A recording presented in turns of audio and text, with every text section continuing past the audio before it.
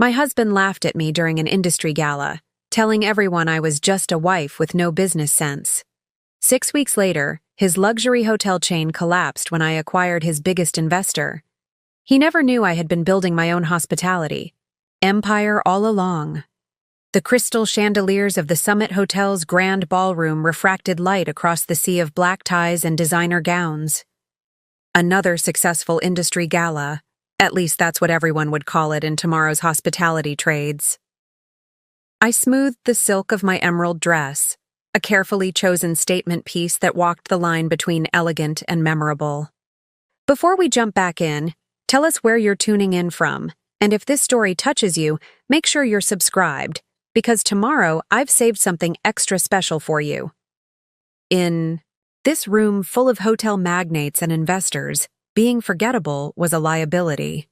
"Celia, darling, there you are." Anders' voice carried that particular tone he reserved for public appearances, warm on the surface with an undercurrent of command. My husband of 8 years appeared at my side, champagne flute in hand, his other arm immediately circling my waist in what photographers would capture as affection, but I recognized as possession. "The Wilsons were asking about you," he said, steering me toward a couple near the bar. "I told them you've been busy planning our anniversary party next month." I nodded, maintaining the smile I'd perfected over the years. The one that reached my eyes just enough to seem genuine without revealing anything authentic behind it. A professional smile, though Ander would never recognize it as such. Jeffrey Wilson, CEO of Meridian Investments, extended his hand as we approached. "Celia? Wonderful to see you again. Your husband's been telling us about Montgomery Luxury Properties expansion plans. Ambitious move into the Asian market." "Jeff and I were just discussing the financing structure," Ander interjected before I could respond. "The kind of conversation that would bore you to tears, wouldn't it, darling?" He squeezed my shoulder affectionately. To the Wilsons, it would look like consideration. Ander protecting his wife from tedious business talk. I felt the subtle pressure of his fingers, the unspoken reminder of the role I was expected to play. "Crystal was just telling me about your background in hotel management before you got married," Kristen Wilson said, clearly trying to include me in the conversation. "Stanford Hotel Administration program, wasn't it?" A flicker of annoyance crossed Anders' face, quickly replaced by indulgent amusement. "Ancient history now. Celia traded spreadsheets for tablescapes, didn't you, love? Much better suited for her talents." I met Crystal Wilson's gaze briefly, noting the slight furrow in her brow. Unlike her husband, she wasn't smiling at Anders. Dismissal. "I still keep up with industry trends," I offered, my voice modulated to sound casual. "Old habits." Ander laughed, the sound just a touch too loud. "My wife thinks reading Hospitality Monthly means she understands the business. Adorable, isn't it?" The Wilson smiles tightened, but Ander didn't notice. He never did. In 8 years of marriage, my husband had developed a remarkable ability to see exactly what he expected to see and nothing more.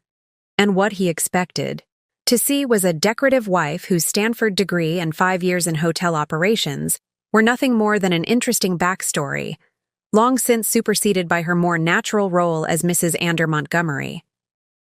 "If you'll excuse me," I said, maintaining my careful smile. "I should check on the silent auction items. I helped organize the charity component tonight." "Always the perfect hostess," Ander said proudly, as though my coordination of a fundraiser that would generate over $2 million for hospitality education scholarships was equivalent to arranging flowers for a dinner party. As I moved through the crowd, I noted Samson Rivera by the seafood display, deep in conversation with Blake Forrester. The two men controlled significant investment portfolios, and I knew from the quarterly reports that both had recently increased their positions in Montgomery Luxury Properties. What I knew, and Ander didn't, was that both were also early angel investors in Artemis Hospitality Group, my hospitality group. I caught Samson's eye, and he gave me a nearly imperceptible nod. Tonight wasn't the time. 6 more weeks of careful positioning, and everything would be ready. In the relative quiet of the auction display area, I checked my second phone, the one Ander knew nothing about. 3 messages from Alexis Gardner, my CFO. Warner financing confirmed.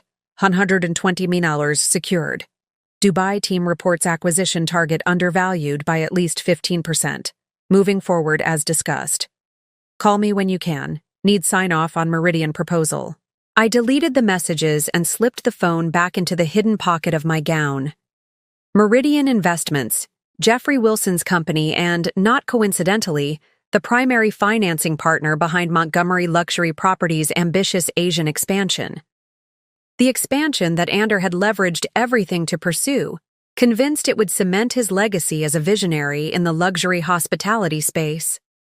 What my husband didn't know was that I had spent the last 6 years building relationships with every significant player in his business ecosystem, not as Celia Montgomery, wife of hotel magnate Ander Montgomery, but as C.E. Adams, the deliberately low-profile founder of Artemis Hospitality Group, a company that had strategically acquired boutique properties across 3 continents, renovated them with meticulous attention to detail, and established a reputation for extraordinary guest experiences and industry-leading profit margins. I'd chosen the name Artemis deliberately, the goddess who moved invisibly through the world of men, observing everything while remaining unseen herself. It seemed fitting. There you are. I turned to find Ashley Bennett, my personal assistant at Artemis and officially my charity event planner, as far as Ander knew. "The Wilsons are looking for you," she said quietly. "Mrs. Wilson specifically. She asked if you had time for a private word." Interesting. Crystal Wilson rarely sought me out at these events. As the wife of Ander's primary investor, she typically followed the same unwritten rules that governed all the hospitality wives: focus on social niceties, avoid serious business discussions, and never, ever outshine your husband. "Tell her I'll meet her in the terrace lounge in 5 minutes," I replied. Ashley nodded and disappeared into the crowd with the efficient grace that made her invaluable. On paper, she coordinated my social calendar and charity work. In reality, she functioned as my deputy at Artemis, handling everything from investor relations to crisis management with equal skill. I made my way to the terrace lounge, a smaller space off the main ballroom where couches and privacy screens created conversation nooks. Crystal was already there, 2 glasses of sparkling water on the table before her. "Celia," she said, rising to greet me. "Thank you for making time." "Of course," I replied, taking the seat opposite her. "Is everything all right?" Crystal glanced around to ensure we were truly private before leaning forward. "I thought you should know. Jeff is concerned about Ander's expansion strategy. The numbers from the Singapore property aren't matching projections, and the Bangkok acquisition seems to be running significantly over budget." I kept my expression neutral despite the confirmation of what my own analysts had already discovered. "I'm sure Ander has contingency plans in place." "That's just it," Crystal said, her voice lowered further. "Jeff doesn't think he does. When questioned, Ander becomes defensive, insists everything is on track." She hesitated. "Jeff has always believed in Ander's vision, but the board is asking questions he can't answer." "Why are you telling me this?" I asked, though I had my suspicions. Crystal held my gaze. "Because unlike my husband, I remember exactly who you were, before you became Mrs. Montgomery, Stanford's top hotel administration graduate, the youngest operations director ever appointed at the Waldom Group, the analyst who predicted the boutique hotel renaissance 2 years before it happened." I said nothing, waiting. "And," Crystal continued, "because I've been watching Artemis Hospitality Group with great interest. The industry can't stop talking about their management approach and profit margins. Fascinating that a company so successful maintains such a low-profile founder. Almost as if C.E. Adams prefers to be underestimated." Our eyes locked in silent understanding. I'd always known Crystal Wilson was observant, but I hadn't realized she'd made the connection. Preparing and narrating this story took us a lot of time, so if you are enjoying it, subscribe to our channel. It means a lot to us. Now back to the story. After a moment, I allowed my professional smile to transform into something more genuine. Hypothetically, I said carefully, if someone were building a hospitality company in parallel to her husband's, while he remained completely unaware, what would you think of that? Crystal's lips curved into a small smile. Hypothetically, I'd think that person must be extraordinarily patient, and perhaps married to someone extraordinarily unobservant. Or perhaps, I suggested, married to someone who sees exactly what he expects to see, and nothing more. Crystal nodded slowly. Jeff mentioned that Meridian is considering restructuring their investment in Montgomery properties, given the current concerns. Translation. Meridian was preparing to pull their financing, which would leave Anders' expansion plans and possibly his entire company in jeopardy. That would be unfortunate timing with the Asian properties midway through development, I observed. Yes, Crystal agreed. Though I understand Artemis has recently secured significant new funding. Hypothetically, they might be in a position to acquire distressed luxury properties, should any become available in the near future. Our conversation was interrupted by the arrival of Ander himself, slightly flushed from what I guessed was his third scotch of the evening. There you are, Celia. I've been looking everywhere, he said, barely acknowledging Crystal's presence. The Barrett Smiths want to discuss hosting their daughter's wedding at our Malibu property. I told them you'd handle all the details. He turned to Crystal with a broad smile. My Celia has a real talent for planning these society events. Never met a woman who could coordinate a floral arrangement and 5-course menu like she can. I rose smoothly, noting the flicker of dismay on Crystal's face at Anders' dismissive tone. Crystal and I were just discussing the silent auction, I said. The scholarship fund should exceed our target this year. Wonderful, wonderful, Anders said distractedly. Now, about the Barrett Smiths. Actually, Ander, Crystal interrupted. We were discussing Celia's insights on the boutique luxury market. Her analysis of consumer trends in the sector is quite compelling. Ander laughed, the sound indulgent and condescending. Oh, Crystal, that's very kind of you to humor her. Celia likes to think she keeps up with the industry, but between us, her understanding doesn't extend much beyond thread counts and lobby aesthetics. He placed his hand on my lower back, the pressure slightly firmer than necessary. Isn't that right, darling? Leave the business to the businessmen. I caught Crystal's eye over his shoulder, seeing in her expression the same thing I felt, the perfect mixture of indignation and opportunity. Because every time Ander dismissed me, he reinforced his own blindness. And in 6 short weeks, that blindness would cost him everything he'd built. Of course, dear, I said, my professional smile firmly back in place. Whatever you think best. Though, Barrett Smiths turned out to be exactly as Ander had described them. Nouveau riche with aspirations to old money credibility. The kind of clients who believed a 6-figure wedding at a Montgomery luxury property would somehow erase the fact that their fortune came from discount tire centers. As I guided them through a discussion of their daughter's vision, I couldn't help but note the irony. Here was Ander, entrusting me to handle a $300,000 event contract because I was so good with these things, while simultaneously believing I couldn't possibly understand the business implications of the transaction. The Malibu property has the best sunset views on the coast, I explained, showing them photographs on my tablet. If you're planning a June wedding, I'd recommend a ceremony timed for golden hour, followed by dinner on the lower terrace. So. Barrett Smith nodded eagerly. That sounds perfect. Don't you think so, Charles? Before Mr. Barrett Smith could respond, Ander materialized at our table, placing his hand possessively on my shoulder. How are we doing here? He asked, his voice carrying that particular tone of exaggerated enthusiasm he used with potential clients. Has my wife convinced you that Montgomery Luxury is the only choice for Brittany's special day? We were just discussing the Malibu property, I said smoothly. The Barrett Smiths are considering a June date. Excellent, excellent, Anders said, pulling up a chair.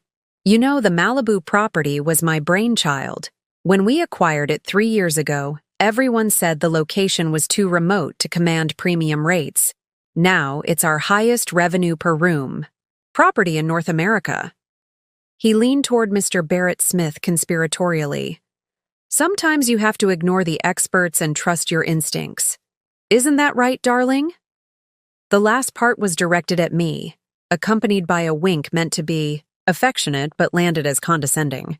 I maintained my professional smile, knowing what was coming next. You'll have to forgive my wife if she gets too caught up in the details, Ander continued. Celia has an eye for color schemes and menu planning, but she sometimes misses the bigger picture. That's why we make such a good team. She handles the pretty things. I handle the bottom line. Mrs. Barrett Smith tittered nervously while her husband looked uncomfortable. They weren't alone.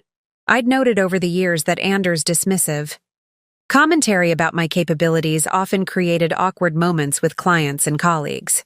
Not that he ever noticed. What Ander also failed to notice was that the Malibu property had been a distressed asset when Montgomery Luxury acquired it, available at a discount precisely because industry analysts questioned its viability as a premium destination. Brainchild he now claimed credit for had actually been my suggestion, whispered in the ear of a board member who subsequently proposed it as if it were his own idea.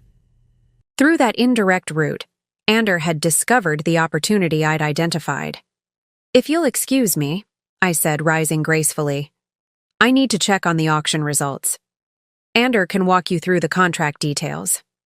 Ander immediately launched into his standard monologue about Montgomery Luxury's bespoke wedding experiences, already forgetting my presence before I'd fully left the table.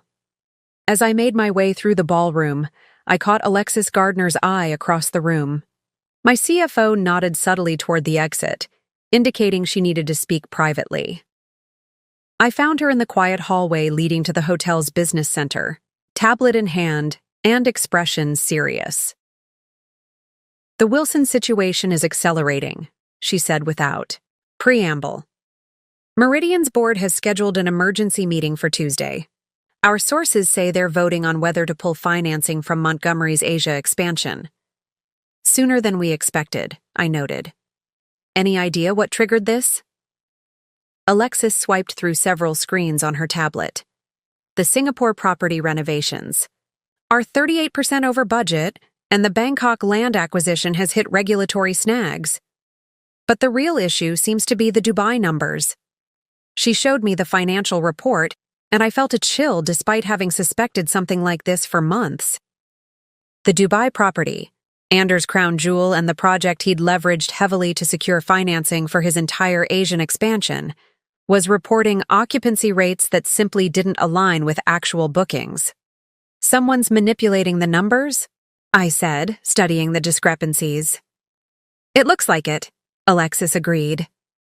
Either Ander knows and is deliberately misleading investors, or he doesn't know and his finance team is keeping him in the dark, I finished.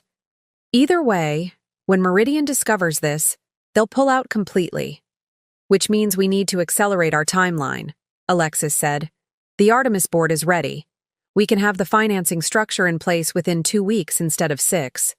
Considered the implications. For nearly 6 years, I'd been patiently building Artemis as a separate entity from Montgomery Luxury. Originally, I'd envisioned a gradual reveal.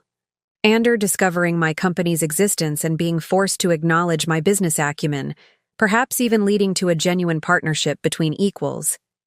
But as the years passed and his dismissive attitude calcified into unshakable conviction, I'd recognized that no revelation would change how he saw me. Ander would always find a way to diminish my accomplishments, to frame my success as somehow less significant than his own. And so my strategy had evolved, from seeking recognition to preparing for opportunity. The opportunity that now appeared to be arriving ahead of schedule. How much exposure do we have to Montgomery's potential collapse? I asked. Minimal, Alexis assured me. The investments we made through shell companies are structured to convert to secured debt if Montgomery defaults. In fact, a default would actually strengthen our position for acquisition. I nodded. Decision made. Move forward with the accelerated timeline.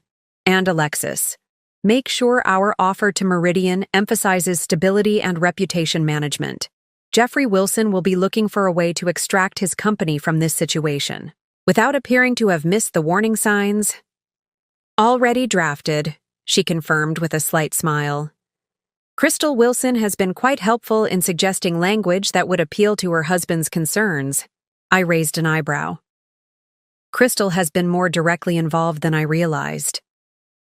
Let's just say she's been quietly supportive of women-led businesses for some time, Alexis replied. Her foundation has backed several female entrepreneurs, all through carefully structured vehicles that don't attract attention. The pieces clicked into place. Crystal's pointed comments earlier, her awareness of Artemis, her willingness to provide insight into Meridian's thinking. She wasn't just an ally of convenience. She'd been watching and supporting from the shadows, all along. Interesting, I murmured. Set up a private lunch for the three of us next week. If we're accelerating the timeline, we'll need to coordinate more directly. Before Alexis could respond, the hallway door opened, and Ander appeared with Stephen Parker, Montgomery Luxury's chief financial officer. Celia, there you are, Ander said, his tone slightly sharp. The auction winners are looking for you. They want photos for their social media.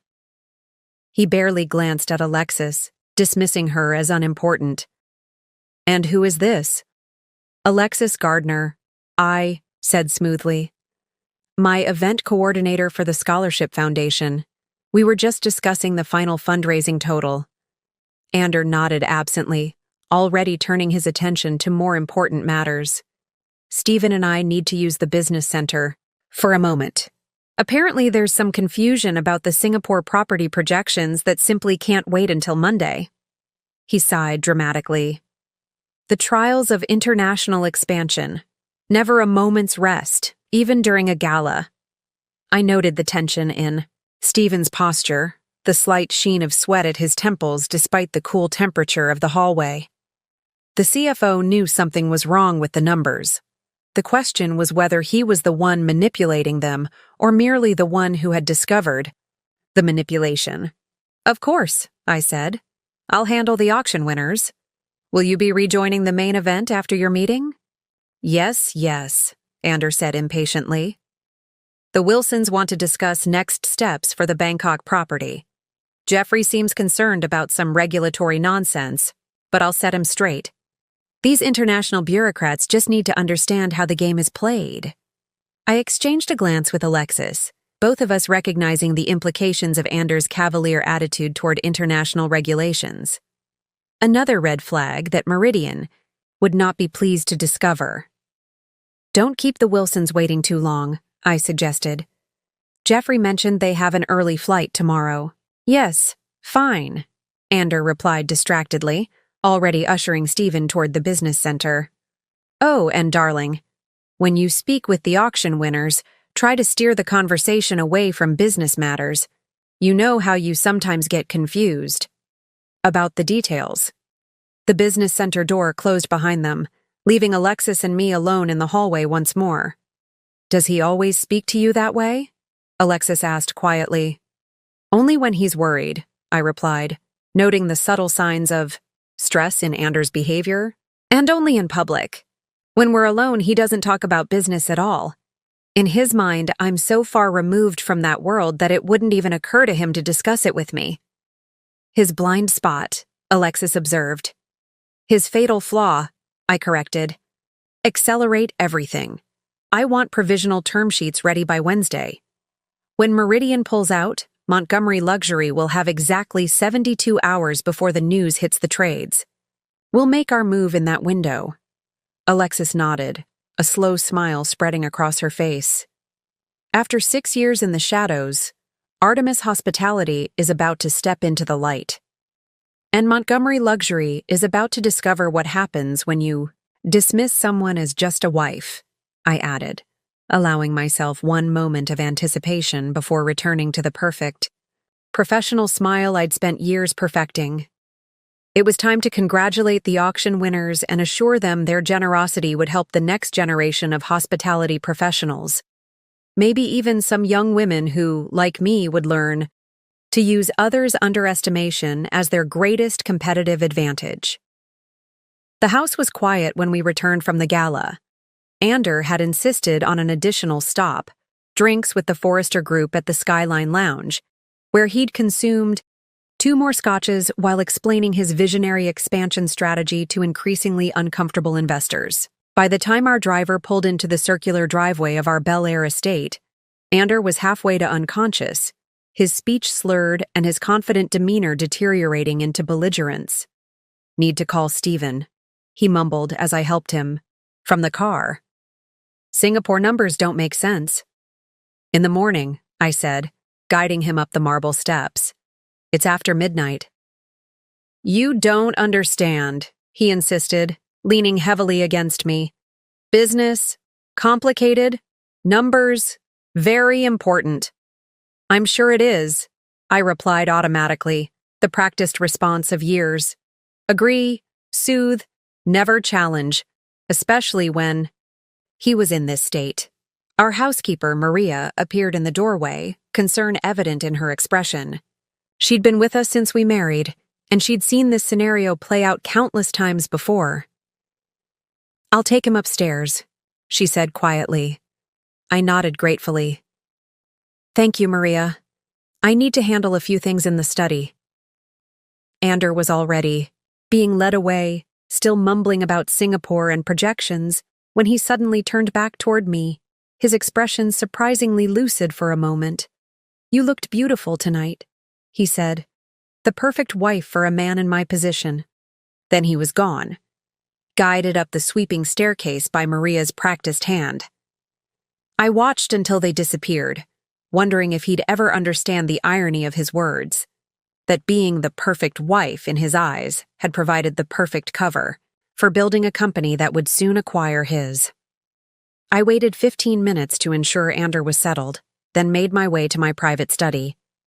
Unlike the grand mahogany-paneled office where Ander occasionally brought colleagues for drinks and cigars, my study was a smaller room adjacent to the library, ostensibly designed for managing household accounts and correspondence. The space was deliberately understated, feminine without being frilly, elegant without being imposing. The kind of room visitors would glance at and immediately categorize as a ladies' study, where no serious business could possibly occur, which made it the perfect command center for Artemis Hospitality Group. I unlocked the antique desk's hidden compartment and removed a slim laptop, not the MacBook Air that Ander had given me for keeping track of your charity work, but a high-performance machine with encrypted connections to Artemis servers. Within moments, I was reviewing the documents Alexis had prepared following our conversation at the gala. The financial analysis of Montgomery Luxury's position was even worse than I'd anticipated.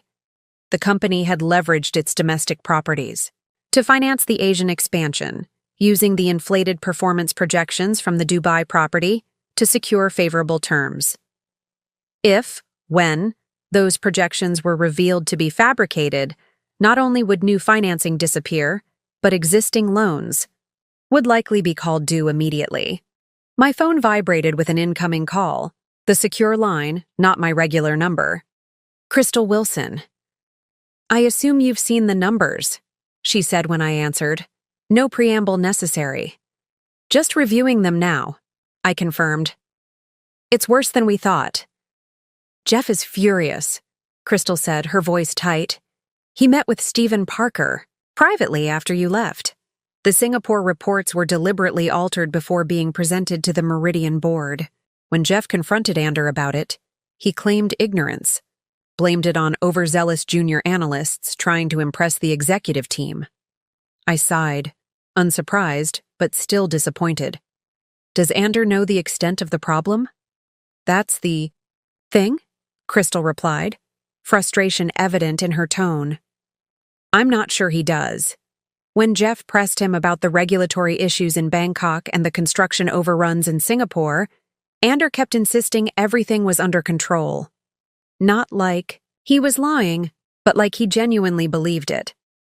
I considered this as I scrolled through the financial reports. It fit with patterns I'd observed over the years. Ander's tendency to dismiss problems, to believe his vision would somehow overcome practical obstacles through sheer force of will. He surrounded himself with people who reinforced this belief, who massaged numbers and hid complications until they became too significant to conceal. The Meridian board vote is being moved up, Crystal continued. Tomorrow afternoon instead of Tuesday. Jeff couldn't stall any longer once the Singapore discrepancies came to light. This accelerated our timeline even further. How certain are you of the outcome? 100%, Crystal said firmly. Meridian is pulling all financing effective, immediately. They're issuing a press release Monday morning. I checked the calendar. That gives us less than 36 hours before the markets open and the news breaks. Jeff is worried about fallout, Crystal added. Not just financial, but reputational. Meridian has backed Montgomery luxury properties for over a decade. Questions will be asked about why they didn't spot the issues sooner. Which makes them the perfect first call for Artemis, I noted. We can position the acquisition as a stability measure, protecting the properties, preserving jobs, maintaining service standards for existing clients. Exactly what Jeff needs to hear, Crystal agreed. How quickly can you move? I closed the financial reports and opened a new document. Contingency plans I'd developed years ago, updated regularly as circumstances evolved. By the time Meridian issues their press release, we'll have term sheets ready for both Meridian and Montgomery Luxury's board. Clean, straightforward, minimal disruption. And Ander? What will this mean for him personally? I paused, considering the question. Despite everything, it wasn't revenge I sought, at least, not entirely.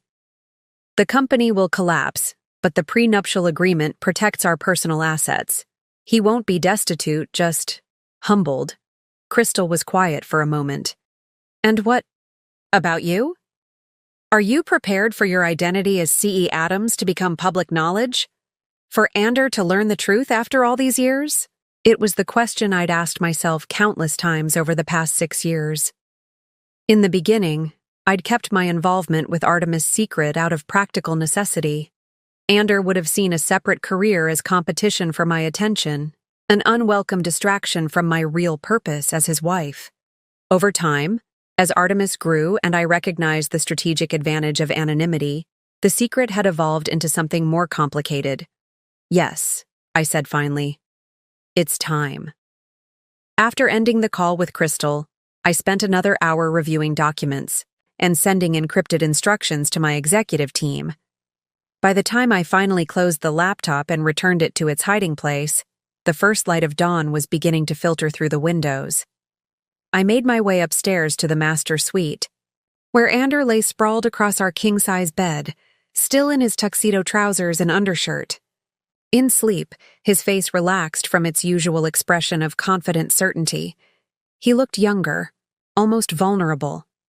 I allowed myself a moment of reflection, remembering why I'd fallen in love with him 10 years earlier. His ambition, his charisma, his absolute conviction that he could achieve whatever he set his mind to. Those same qualities had eventually created the gulf between us. Ambition became arrogance.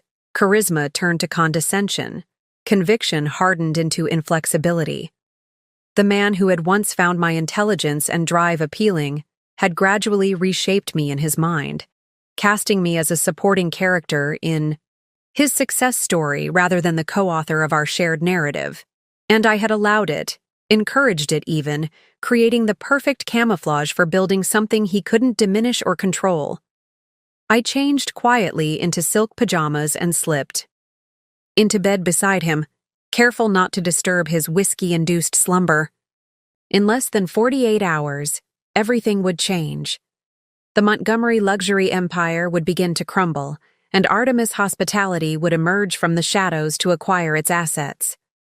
The business world would buzz with the revelation that C.E. Adams, the mysterious founder whose innovative approach to luxury hospitality had generated industry-leading returns, was actually Celia Montgomery, the decorative wife who supposedly couldn't understand complex financial projections, and Ander would finally see me, truly see me, for the first time in years.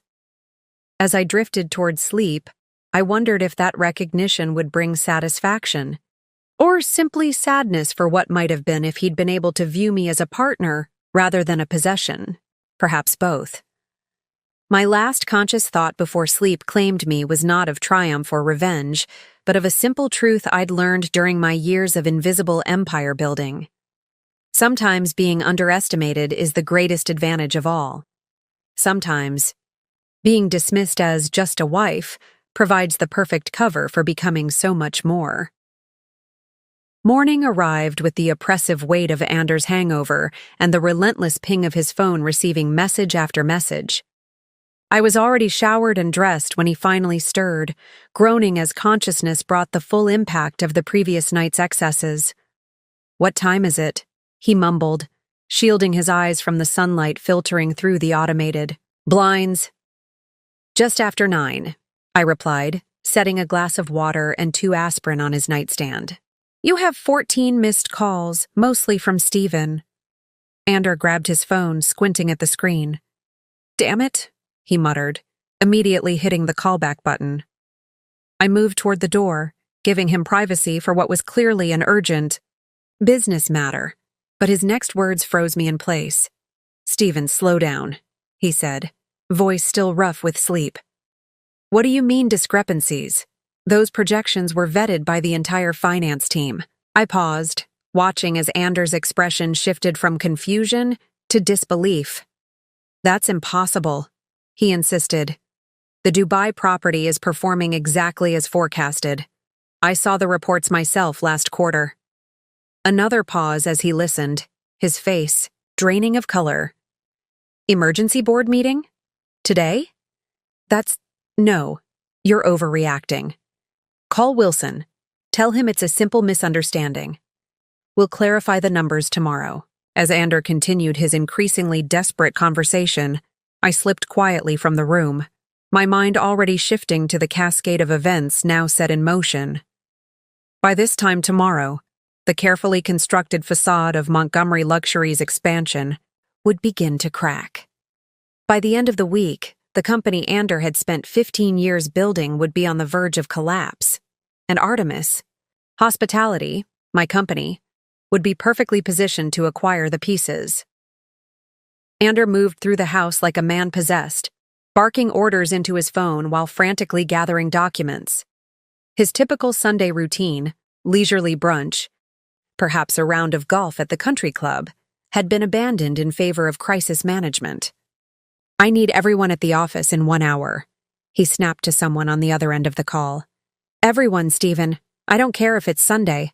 Cancel whatever brunches or tennis matches or whatever the hell else. This is an emergency." I busied myself in the kitchen, preparing a light breakfast. He wouldn't eat, and coffee he would gulp down without tasting. The routine was familiar from previous crises, though none had carried the weight of this one. "Celia," he called, appearing in the doorway with his tie askew and hair still damp from his rushed shower. "I need to go into the office. Emergency situation." "Of course," I replied, sliding a travel mug of coffee across the counter. "Anything I can do to help?" He laughed, a short, distracted sound with an edge of hysteria. "Unless you've suddenly become an expert in international hotel financing, probably not." He grabbed the coffee, barely glancing at me. "There's some confusion with our Asian expansion numbers. Nothing serious, just bureaucratic nonsense that needs sorting." The lie came easily to him. Whether to protect me or himself, I couldn't be sure. Perhaps both. "Should I cancel our dinner with the Parkers tonight?" I asked, already knowing the answer. Yes, he said distractedly, checking his watch. "Make my apologies. Say I've come down with something. Nothing serious, just indisposed." Of course, I repeated, the dutiful wife managing social obligations while her husband handled important matters. He paused at the door, seeming to remember something. Oh, and I might be late tonight. Don't wait up. With that, he was gone. The sound of his sports car's engine revving aggressively as he tore down the driveway. I waited until the sound faded before reaching for my own phone. Not my regular iPhone, but the secure device I used for Artemis business. He's on his way to the office, I told Alexis when she answered. Gathering the executive team for an emergency meeting? We know, she replied. Blake just called. He's been summoned as part of the investor group. Ander is trying to secure emergency bridge financing to cover the Singapore overruns. Will he succeed? I asked, though I already knew the answer. Not a chance, Alexis said confidently. Our team has been quietly speaking with all potential sources. No one's willing to throw good money after bad, especially with the Meridian. Vote happening today. I moved to my study, closing the door before continuing. What's our status? Term sheets are ready, Alexis confirmed.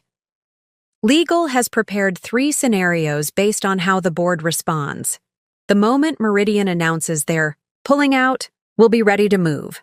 And the identity issue? I asked, referring to the imminent revelation that C.E. Adams and Celia Montgomery were one and the same. PR has prepared statements for all major publications. We're positioning it as a strategic decision to operate independently rather than as a direct response to Anders' dismissal. More professional, less personal. I appreciated the approach. While part of me wanted the satisfaction of seeing Ander forced to acknowledge his misjudgment, the business needed to be protected from appearing as a vehicle for marital drama. What about our people inside Montgomery? I asked. They'll maintain their positions through the transition, Alexis assured me. Blake will broker the initial conversation with the board once Meridian pulls out. Most of the directors already suspect trouble. They just don't know there's a solution waiting in the wings. I ended the call and spent the next hour reviewing financial projections and acquisition scenarios. Unlike Anders' frantic scramble to salvage his overextended expansion, my preparation had been methodical, developed over years rather than hours. By the time I changed into a simple but elegant suit, appropriate for the meetings that would soon be necessary, I felt a strange calm. The storm was breaking, but I had built my shelter long ago. My phone buzzed with a text from Crystal Wilson. Board vote complete. Unanimous decision to terminate all financing. Jeff making calls now. I checked the time. 1:42 p.m. Earlier than expected. The dominoes would begin falling immediately. As if on cue, my regular phone lit up with Anders' name. I let it ring twice before answering, composing my expression even though he couldn't see me. Hello? Celia. His voice was tight, controlled but with an undercurrent of panic. I need you to do something for me. Of course, I said, maintaining the supportive wife role one last time. What do you need? The Barrett Smiths, the wedding clients from last night. Call them and secure the contract. Today. We need the deposit. I frowned, genuinely confused. Ander, that's a single event. Contract. It's substantial, but nothing that would impact the company's overall position. Silence hung for a moment before he responded, his voice now edged with irritation. Just make the call, Celia. We need every bit of cash flow right now. Don't worry about why. Is everything all right? I asked, already knowing the answer but needing to maintain my pretense of ignorance. Everything's fine, he snapped. Just some temporary liquidity issues. Nothing for you to worry about. Should I call the bank? I could transfer funds from our personal accounts to help with— No. The word exploded with such force I had to hold the phone away from my ear. Don't touch our personal accounts. Don't talk to the bank. Just call the Barrett Smiths and get that contract signed. After he hung up, I stood motionless for several moments, contemplating the desperation in his voice. The Montgomery luxury empire was crumbling faster than even I had anticipated. Ander was grasping at straws, A wedding contract worth a few $100,000 when his company needed tens of millions to stay afloat. My phone buzzed again, this time with a message from Blake Forrester. Montgomery Board emergency meeting called. For 4 p.m. Meridian announcement expected at market open tomorrow. We're ready to move when you give the word. I sent a simple reply. Proceed as planned. Then I made another call. Not to the Barrett Smiths, but to Ashley. I need the car in 20 minutes, I told my assistant. And I'll need access to the Artemis executive suite. It's time. For 6 years, I had maintained a careful separation between my identities. Celia Montgomery, the decorative wife who managed social calendars and charity events, never visited the downtown offices of Artemis Hospitality Group. C.E. Adams, the reclusive founder who communicated primarily through trusted lieutenants, never attended the social functions where Celia Montgomery shone. Today, those identities would merge. As my driver navigated through Sunday afternoon traffic toward downtown, I reviewed the series of events that would unfold over the next 24 hours. By tomorrow morning, Meridian would announce its withdrawal from all Montgomery luxury projects. By noon, Montgomery's stock would be in free fall. By close of business, the board would be desperately seeking options to avoid complete collapse. And Artemis Hospitality Group, under the leadership of newly revealed CEO Celia Adams Montgomery, would offer a lifeline, structured as an acquisition, rather than a rescue, but positioned to preserve jobs, maintain service at the properties, and provide some return to shareholders.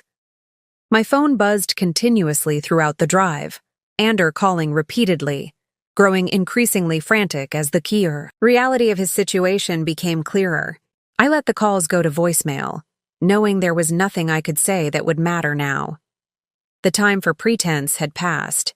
The Artemis headquarters occupied the top 3 floors of a sleek downtown tower, modern, elegant, but deliberately understated compared to the ostentatious Montgomery luxury offices with their marble lobbies and gold fixtures. I used my private access, avoiding the main reception area where my appearance might raise questions before we were ready for the reveal. Alexis met me in the executive suite, tablet in hand and expression focused. Blake just texted. The Montgomery board meeting has been moved up to 3 p.m. They've received formal notification from Meridian. How's Ander taking it? I asked, setting down my bag and moving to the window that offered a view of the city skyline, including, several blocks away, the Montgomery luxury building where my husband was watching his company disintegrate. Not well, Alexis said diplomatically. Blake says he's cycling between denial and rage, insisting the numbers are wrong, that Meridian is making a terrible mistake, that his team has failed him. But not considering that he might have failed them, I noted. It was consistent with Ander's character. Success was his achievement alone. Failure always someone else's responsibility. The acquisition team is ready, Alexis continued, professional as always. Term sheets, financing structure, transition plans, everything is prepared. We're just waiting on your final review. I turned from the window to face the conference table where the future of both companies lay in neatly organized folders. 6 years of planning, of patient strategy and careful positioning, condensed into documents that would transform the luxury hospitality landscape. Walk me through it one more time, I said, taking a seat at the head of the table. I want to be certain we've considered every angle.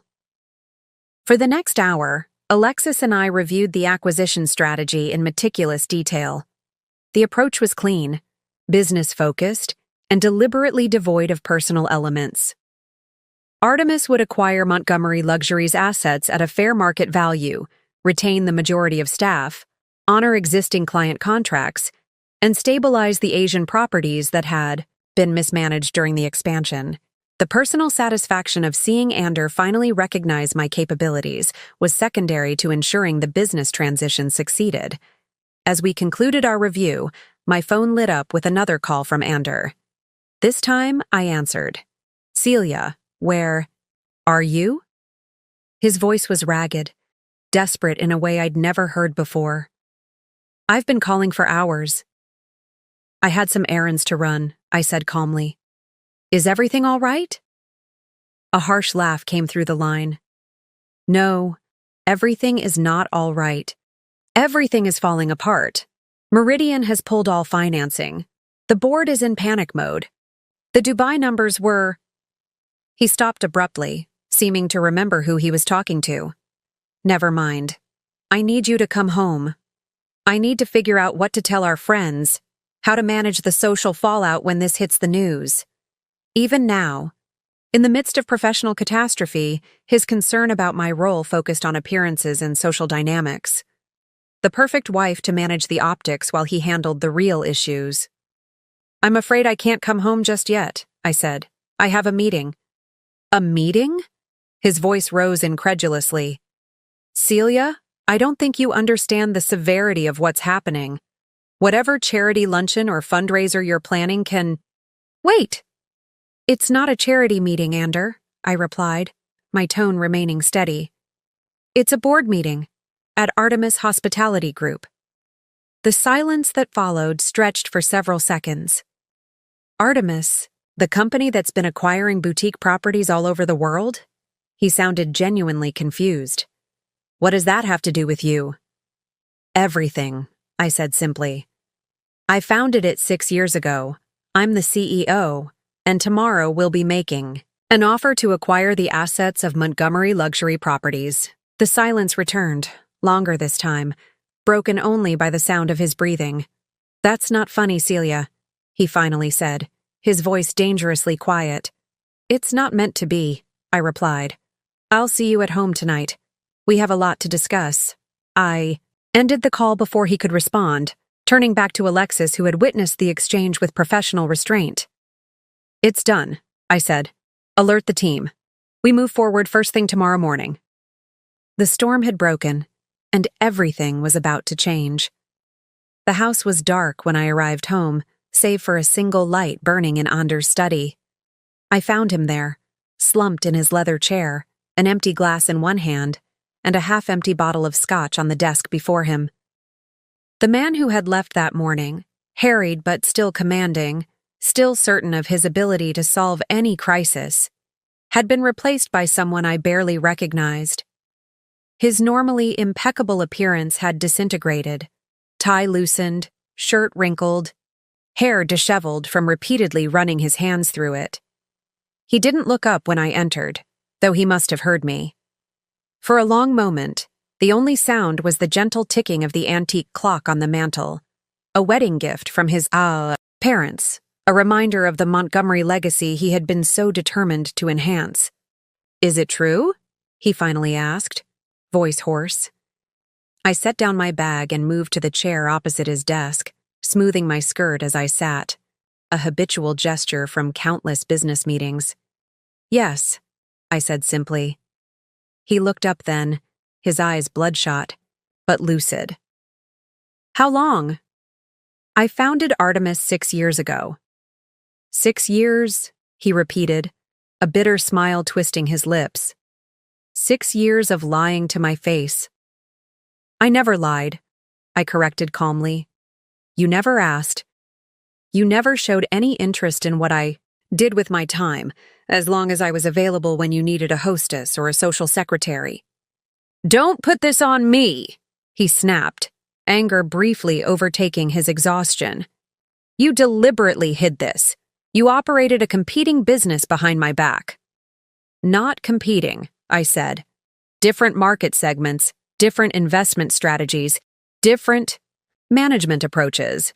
Montgomery Luxury and Artemis Hospitality have only begun to overlap recently." He laughed, a harsh sound devoid of humor. "Overlapped? Is that what you call this? You're trying to take over my company." "I'm offering to acquire Montgomery Luxury's assets at fair market value," I corrected, "which, given Meridian's withdrawal and the Dubai numbers, is significantly more generous than any other offer you're likely to receive." Ander stared at me as if seeing a stranger. Perhaps he was. "Who are you?" he whispered. "The same person I've always been," I replied. The Stanford graduate who caught your eye at the International Hotel Investment Conference. The operations specialist who had 3 promotions in 5 years at Waldom Group. The woman who suggested the Malibu property acquisition that became your highest performing domestic asset. I leaned forward, holding his gaze. I'm the wife who listened when you mocked my business acumen at dinner parties. The wife who watched you take credit for my ideas because you couldn't imagine they had originated with me. The wife who finally realized that no matter what I achieved, you would only ever see me as an extension of yourself, a decorative accessory rather than a partner. Something flickered in his eyes, confusion, perhaps, or the first glimmer of recognition. So, this is revenge? You built a company just to destroy mine? No, Ander, I said with a sigh. I built a company because I'm good at building companies. I kept it separate from our marriage because you made it abundantly clear you didn't want a wife with ambitions that might compete with yours. And I'm acquiring Montgomery Luxury because it's a sound business decision for Artemis shareholders. Nothing more, nothing less. He drained his glass and reached for the bottle, pouring another generous measure. You must have enjoyed it, he said, bitterness edging his words. Sitting there at all those dinners, listening to me talk about the business while you secretly ran your own, laughing at me behind my back. I never laughed at you, Ander, I said quietly. I admired your vision, your ambition. I still do. But I couldn't respect the way you dismissed mine. He slammed the glass down, scotch sloshing over the rim. Then, why not just leave? Why the elaborate deception for 6 years? It was the question I had asked myself countless times, the answer evolving as both Artemis and our marriage had changed. At first, it was simpler to keep my professional life separate. I explained. You were so resistant to the idea of me working at all, let alone building something independent of you. Later, as Artemis grew, I recognized the strategic advantage of anonymity. The business world treats female CEOs differently, subjects them to additional scrutiny, different standards. As C.E. Adams, I could build without those constraints. And now, he challenged, why reveal yourself now? Because the situation demands it, I replied simply. Montgomery Luxury needs a solution, and Artemis is positioned to provide one. Keeping my identity secret now would create more problems than it solves.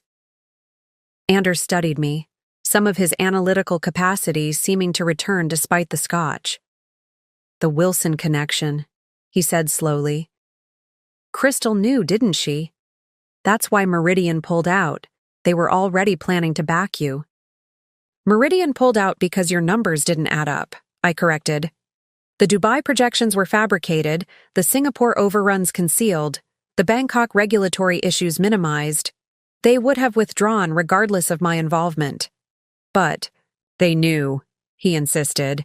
They knew you were waiting to swoop in and pick up the pieces. I sighed, recognizing that in his current state, Ander needed someone to blame besides himself. Crystal figured it out on her own. She recognized my business approach in Artemis's operations, but Meridian's decision was based on Montgomery Luxury's performance, not on Artemis's acquisition plans. He shook his head, unwilling or unable to accept this explanation. All those years, he muttered. All those business dinners where I brought you along to charm the clients, and you were studying them, planning to steal them. No one is stealing anything, Ander, I said firmly. This is business. Your company expanded too aggressively, leveraged too heavily, and failed to maintain proper controls. Now it's facing the consequences of those decisions. My decisions, he corrected, voice hardening. Say it, Celia. This is my failure. Not entirely, I acknowledged. Your finance team bears responsibility for the misleading projections. Your board should have provided better oversight. Even Meridian should have conducted more thorough due diligence before backing the expansion. I paused, meeting his gaze. Directly. But yes, Ultimately, the culture that allowed this to happen comes from the top. From you. He flinched as if I'd struck him. For a moment, I thought he might lash out. His knuckles whitened around the glass. But then his shoulders sagged, the fight draining from him as suddenly as it had flared. "So what happens now?" he asked, voice hollow. "Tomorrow morning, Meridian, will announce they're terminating all financing for Montgomery Luxury Properties," I explained, shifting into the calm, professional tone I used in board meetings. "Your stock will likely be halted after dropping below critical thresholds. By midday, your board will be fielding panic calls from other lenders and investors. By close of business, they'll be considering bankruptcy protection to prevent a complete collapse." I reached into my bag and removed a slim folder, placing it on the desk between us. "This contains the preliminary terms of Artemis Hospitality Group's offer to acquire Montgomery Luxury's assets. It's a fair valuation given the circumstances, significantly more generous than what vulture firms would offer once news of the Dubai numbers becomes public." Ander made no move to touch the folder. "And if I fight this? If I convince the board to reject your offer?" "That's your prerogative," I acknowledged. "But without immediate financing to cover the Meridian withdrawal, Montgomery Luxury will default on its loans within 30 days. The Asian properties will stall mid-development, losing value by the day. Domestic properties will face service cuts, staff reductions, and declining guest experiences, further eroding the brand." I leaned forward slightly. "Fighting won't save the company, Ander. It will only destroy more value for everyone involved: shareholders, employees, clients." He reached for the folder then, opening it with unsteady hands. His eyes scanned the terms: professional training temporarily overriding emotional response. "You're keeping the Montgomery name on the domestic properties," he noted, surprise evident in his voice. "It's a strong brand with loyal clients," I confirmed. "Erasing it would be poor business, regardless of personal considerations." "And the staff?" he asked, continuing to read. "Retained, with the exception of certain executive positions that would become redundant in the merged organization." He looked up sharply. "Including mine?" "Yes," I said simply. "Including yours, though the terms include a generous consulting contract if you wish to remain involved during the transition." Ander closed the folder, pushing it away as if the physical distance might somehow change its contents. "So that's it?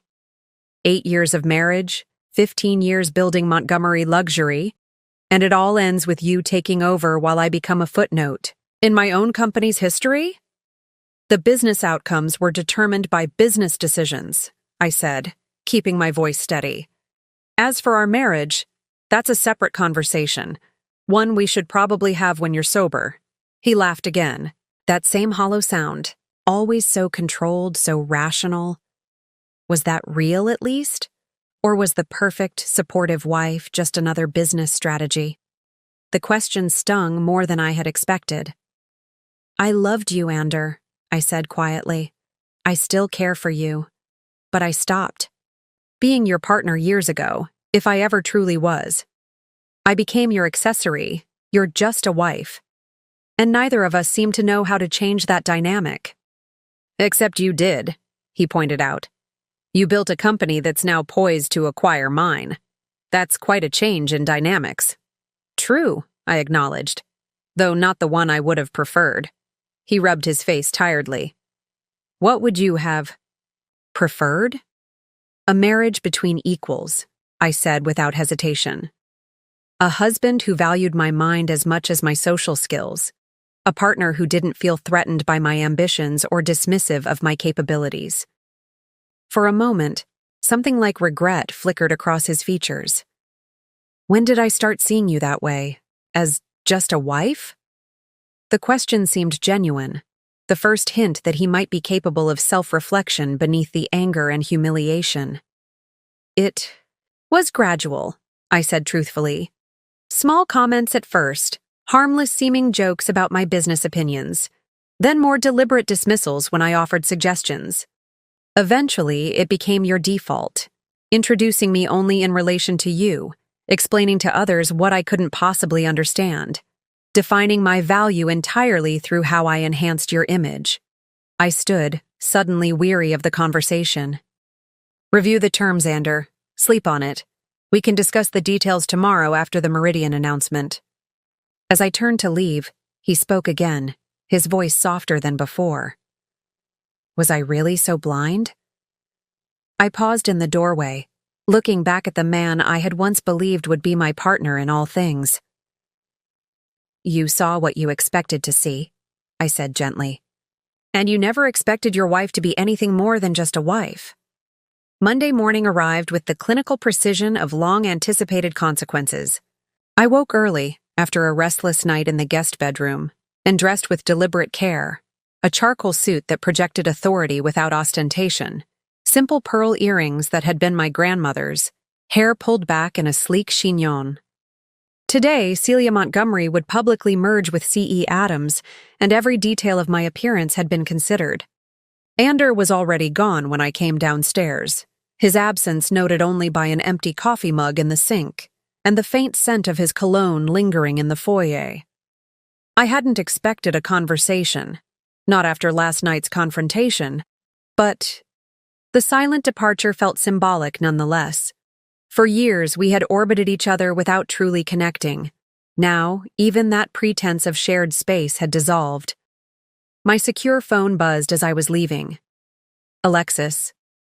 Meridian just issued the press release, she said without preamble.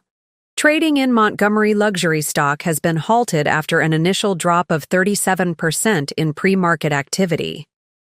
And our statement? I asked, sliding into the back seat of the waiting car. Ready to go out at 9:30 after the markets open officially.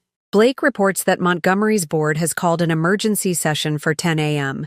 He says multiple directors have already contacted him privately, seeking assurance about our offer. I watched the familiar landscape of our neighborhood slide past. The window, the manicured lawns and stately homes that had formed the backdrop of my life as Ander Montgomery's wife. By this evening, that identity would be fundamentally altered, recontextualized in light of revelations about my professional life. Any sign of Ander? I asked. A brief hesitation before Alexis answered. He arrived at Montgomery headquarters about 30 minutes ago. Security reports he went straight to his office and has been making calls since.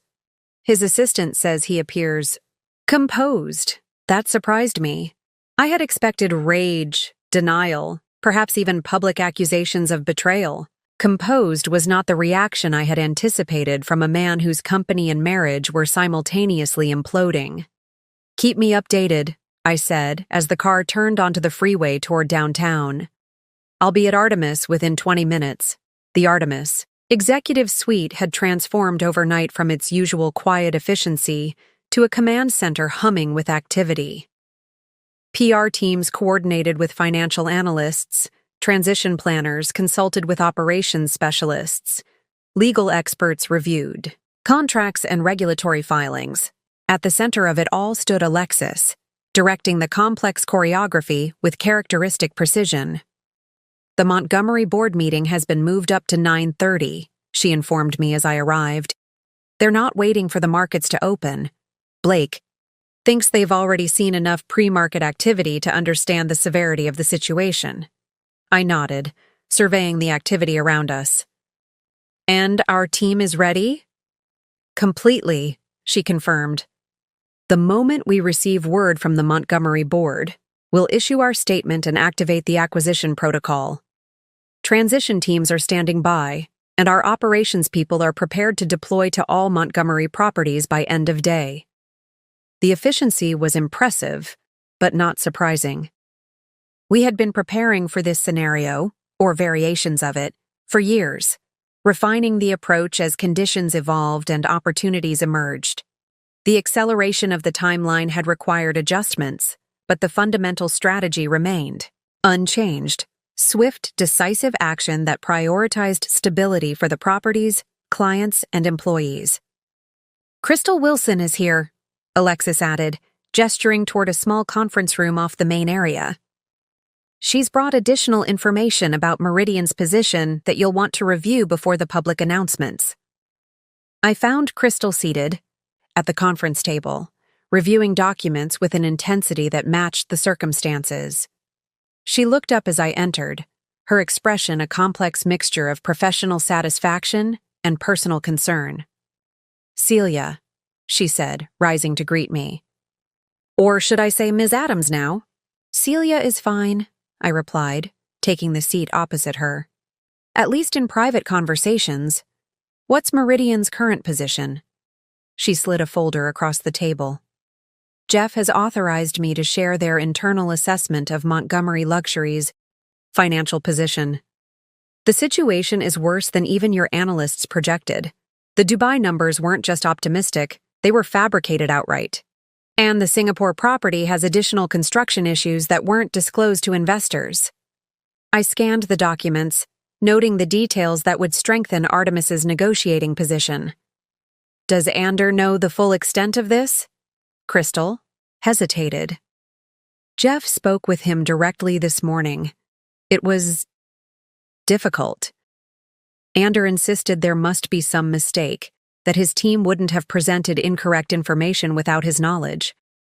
And when Jeff made it clear there was no mistake, Ander asked for 24 hours to secure alternative financing," Crystal said, a hint of sympathy in her voice despite the circumstances. "Jeff had to explain that Meridian had already contacted other potential investors. No one is willing to step in, given the extent of the misrepresentation." I closed the folder, contemplating the implications. "So Ander is still fighting, still looking for a way out." "Yes and no," Crystal said carefully. "After the call with Jeff, he apparently gathered his executive team. According to our sources, he instructed them to cooperate fully with any acquisition discussions. He acknowledged that Montgomery Luxury cannot survive independently given the financial realities. This was unexpected. Acceptance rather than resistance. Pragmatism rather than denial. It didn't align with the Ander I knew, the man who had built his identity around his business success and would fight to preserve it at all costs. "Did something specific change his mind?" I asked. Crystal regarded me thoughtfully. "The terms you offered," she said finally. "They're exceptionally fair given the circumstances. Preserving the Montgomery name on the domestic properties, retaining the majority of staff offering participation in the transition. Those weren't requirements, they were choices you made." Before I could respond, Alexis appeared at the door, her expression conveying the urgency of her interruption. "The Montgomery board has voted," she announced. "They've authorized emergency negotiations with Artemis for immediate acquisition of all assets. Blake is bringing the formal acknowledgement now." Crystal and I exchanged a glance of shared understanding. It was happening, the culmination of years of planning, accelerated into a single morning of decisive action. "Issue our statement," I instructed Alexis, "and inform the transition teams to proceed with the initial protocol. I want representatives at each Montgomery property by close of business today." As Alexis departed to implement these directives, Crystal studied me with newfound curiosity. "How does it feel?" she asked. "After all these years of being dismissed as just a wife, to be revealed as the business force that will save the very company that underestimated you?" It was a question I had asked myself repeatedly as this day approached. The answer, I discovered, was more nuanced than I had anticipated. "Complicated," I admitted. "There's professional satisfaction in the acquisition itself. Artemis is gaining valuable assets at advantageous terms. But the personal element—" I paused, searching for the right words. I never wanted Ander to fail. I simply wanted him to see me as a true partner, not an accessory. Crystal nodded, understanding evident in her expression. "And now?" "Now I hope to demonstrate what should have been clear all along, that competence isn't determined by gender or marital status, that just a wife was always a limitation he imposed, not an inherent reality." Our conversation was interrupted by the arrival of Blake Forrester, carrying the formal authorization from Montgomery Luxury's board. His expression conveyed both professional satisfaction and personal awkwardness, understandable, given his long-standing relationships with both me and Ander. "It's done," he said, placing the documents on the table. The board voted unanimously to accept Artemis's initial terms, pending final negotiation of specific details. They've authorized an immediate press release to stabilize market reaction. And Ander? I couldn't help asking. How did he respond to the vote? Blake hesitated, clearly uncomfortable. He endorsed it, he said finally. Made a brief statement to the board acknowledging the necessity of the acquisition given the financial circumstances. Offered his full cooperation in the transition process. Again, this measured acceptance seemed at odds with the Ander I knew. The man who had built his identity around being the visionary leader of Montgomery Luxury. Something had changed between our confrontation last night and this morning's board meeting, but I couldn't identify what. There's something else, Blake added, his discomfort visibly increasing. Ander asked me to give you this. He placed a sealed envelope on the table. Privately, I stared at the envelope, my name written in Ander's distinctive handwriting across the front. The simple object seemed incongruous amidst the corporate documents and financial analyses that surrounded us. A personal communication intersecting with professional consequences. Crystal tactfully rose to leave. I should check in with Jeff about the Meridian announcement. He'll want to coordinate messaging with your team. Blake followed her lead. I need to return to the Montgomery board session. They'll be expecting updates on the transition timeline. Left alone with the envelope, I found myself hesitating to open it. Whatever it contained represented Ander's unfiltered response to the situation. His true reaction, not the composed professional facade he had apparently maintained during the board meeting. Finally, I broke the seal and unfolded the single page inside. Celia, by the time you read this, the Montgomery Luxury Board will have accepted Artemis's acquisition offer. I've endorsed this decision not just because it's financially necessary, but because it's right. The company I built is failing because of choices I made, expansion too aggressive, oversight too lax, confidence too absolute. But my greatest failure wasn't business-related. It was personal. Somewhere along the way, I stopped seeing you as the brilliant, capable woman I married and started viewing you as an extension of myself, a supporting character in the story of my success rather than the author of your own. I don't expect forgiveness. What I've done, dismissing your capabilities, mocking your understanding, reducing you to just a wife, isn't erased by a moment of clarity in the midst of crisis. But I want you to know that I see it now. I see you now. What you've built with Artemis is extraordinary, not because it's acquiring Montgomery, but because you created it methodically, strategically, with vision and persistence. The very qualities I claimed you lacked while you demonstrated them daily. Whatever happens next, with the company, with us, I needed you to know that. Ander, I read the letter twice, searching for the defensiveness or bitterness I had expected. Instead, I found what appeared to be genuine self-reflection. The first acknowledgement from Ander that his perception had been flawed, that the limitation had been in his vision, not my capabilities. It wasn't enough to erase years of dismissal.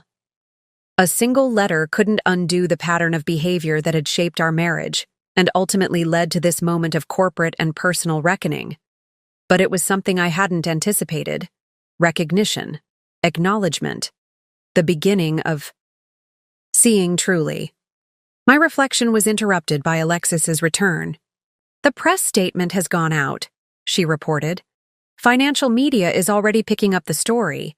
CNBC wants an interview with you at noon to discuss the acquisition and... She paused briefly, to introduce C.E. Adams to the public. I folded the letter carefully, returning it to its envelope before rising to face the day that would transform both Artemis hospitality and my public identity. Schedule the interview, I said. It's time for everyone to see that just a wife was always capable of so much more. And joining us now for an exclusive interview is C.E. Adams, founder and CEO of Artemis Hospitality Group, which has just announced its acquisition of Montgomery Luxury Properties following Meridian Investments' withdrawal of financing. Ms. Adams, thank you for being with us today. The CNBC anchor's professional smile contained the barely concealed excitement of someone with an exclusive story. The revelation that the reclusive C.E. Adams, whose identity had been the subject of industry speculation for years, was actually Celia Montgomery, wife of the very man whose company she was acquiring, had transformed a standard business acquisition into the hospitality story of the year. "Thank you for having me, Kristen," I replied, maintaining the composed demeanor I'd cultivated over years of business negotiations. "Let's address what everyone is talking about," the anchor continued. "You've been operating Artemis Hospitality Group for 6 years under the name C.E. Adams, while married to Andrew Montgomery, founder of Montgomery Luxury Properties. During this time, Mr. Montgomery was frequently quoted describing you as just a wife with limited business understanding. Was this acquisition motivated by those dismissals? The question was direct, as I'd expected. The narrative of revenge, of a dismissed wife proving her value by acquiring her husband's failing company, was too compelling for the media to resist. Artemis Hospitality Group makes acquisition decisions based on business metrics, not personal considerations, I responded. The answer practiced but truthful. Montgomery Luxury Properties owns exceptional assets that align with our portfolio strategy. The current financial circumstances created an opportunity for acquisition at advantageous terms. That's what drove our decision. The anchor nodded, clearly unsatisfied with the corporate response. But surely the personal element played some role. Your husband publicly diminished your business capabilities for years, apparently unaware that you were building a more successful hospitality company than his own. That must have factored into your thinking. I allowed a small, measured smile. I separated my personal and professional lives for business reasons, not personal ones. Operating as C.E. Adams allowed Artemis to develop without the scrutiny or assumptions that often accompany female-led companies. The fact that my husband didn't recognize my involvement was a function of his own perspective, not my strategy. "Speaking of your husband," the anchor pressed, "how has Andrew Montgomery responded to this revelation?" Sources at Montgomery Luxury describe him as shocked, but cooperative regarding the acquisition. This required more careful navigation. The letter Andrew had sent represented a private communication, not something to be shared with national media. Yet the public would expect some insight into his reaction. "Andrew has acted professionally throughout this process," I said. "He's prioritized the stability of the Montgomery properties and the welfare of their employees, which aligns with Artemis's approach to this acquisition. Beyond that, our personal discussions remain private." The anchor shifted tactics, moving to firmer business ground. Artemis Hospitality has maintained a distinctive management philosophy across its properties: local sourcing, sustainability, initiatives, and what you've called accessible luxury. Will these approaches be implemented at the former Montgomery properties? This was comfortable territory, allowing me to highlight Artemis's business strategy rather than the personal drama. For the next several minutes, I outlined our transition plans, emphasizing continuity for existing clients while gradually introducing the operational efficiencies and service enhancements that had distinguished Artemis properties. "One final question," the anchor said as our time neared its end. "What would you say to young women watching who might feel underestimated in their professional lives as you clearly were?" It was the question I'd been expecting, the one that transformed this from a business story to something more symbolic. My response had been carefully considered, balancing authenticity with the larger message. Being underestimated can be frustrating, but it can also be advantageous, I said. When people don't expect you to succeed, They don't create obstacles to prevent your success. The key is to focus on results rather than recognition. Build something meaningful. Demonstrate your value through achievement, and eventually the people who matter will see it, even if some never do.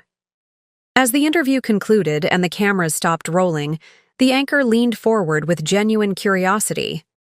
Off the record, was it satisfying? When he finally realized who you really were? I gathered my notes, considering the question. The satisfaction came from building something worthwhile, I said finally. The recognition was secondary. It wasn't entirely true, but it wasn't entirely false either. The complexity of my feelings about Anders' revelation, the mixture of vindication and regret, of professional pride and personal sadness, wasn't something that could be distilled into a soundbite, on or off the record. Back at Artemis headquarters, the energy had shifted from crisis management to implementation. Transition teams were deploying to Montgomery properties worldwide. Operations specialists were reviewing systems integration protocols, and HR representatives were preparing communications for employees at all levels. The interview played well. Alexis reported as I rejoined the command center. Financial analysts are responding positively to the emphasis on business strategy rather than personal drama. Montgomery stock has been unfrozen and is stabilizing around the acquisition price point. And the properties? I asked, focusing on the practical rather than the public relations. Initial reports from our advance teams are promising, she confirmed. Staff at the domestic locations seem relieved rather than resistant. The international properties are more complicated, especially the Asian expansion sites where construction issues have been minimized or concealed. Prioritize transparency, I instructed.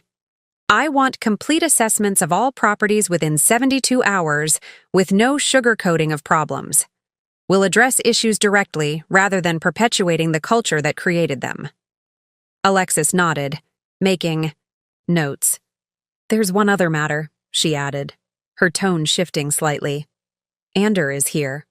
He's asking to speak with you privately before the transition announcement to Montgomery senior staff this afternoon. I hadn't expected this, hadn't anticipated a face-to-face meeting so soon after the public revelation. Our confrontation, the pie, night before and his letter this morning had seemed like the extent of our personal interaction during this critical phase. Where is he? I asked, mentally adjusting to this development. The small conference room at the end of the hall, Alexis replied. We thought a neutral space would be preferable to your office. I appreciated the consideration. Meeting in my CEO office would have unnecessarily emphasized the power shift between us, a personal dynamic that didn't need reinforcement when the business reality was already clear. I found Ander standing at the window, looking out over the city skyline. He had recovered his composed appearance since our last encounter, impeccably dressed in his signature charcoal suit, hair perfectly styled, posture straight and controlled. Only the tension in his shoulders and the slight darkness beneath his eyes revealed the strain of the past 24 hours. He turned as I entered, his expression carefully neutral. Your interview was impressive, he said. Focused on business, minimal personal elements, smart approach. Thank you, I replied, equally measured. I understand you wanted to speak before the staff announcement? He nodded, gesturing to the conference table where several folders were arranged with characteristic precision. I've prepared detailed briefings on all Montgomery properties, he explained. The official records are comprehensive, but these include my personal observations, staff dynamics, client relationships, operational quirks that might not be captured in formal documentation. I moved to the table, surprised by this practical, helpful approach. That's thoughtful, I acknowledged. It will be valuable for the transition teams. I want this to succeed, Celia, he said quietly. Not just for the employees and clients, but because it's the right business decision. Artemis is better positioned to manage these properties than Montgomery would have been, even without the financial crisis.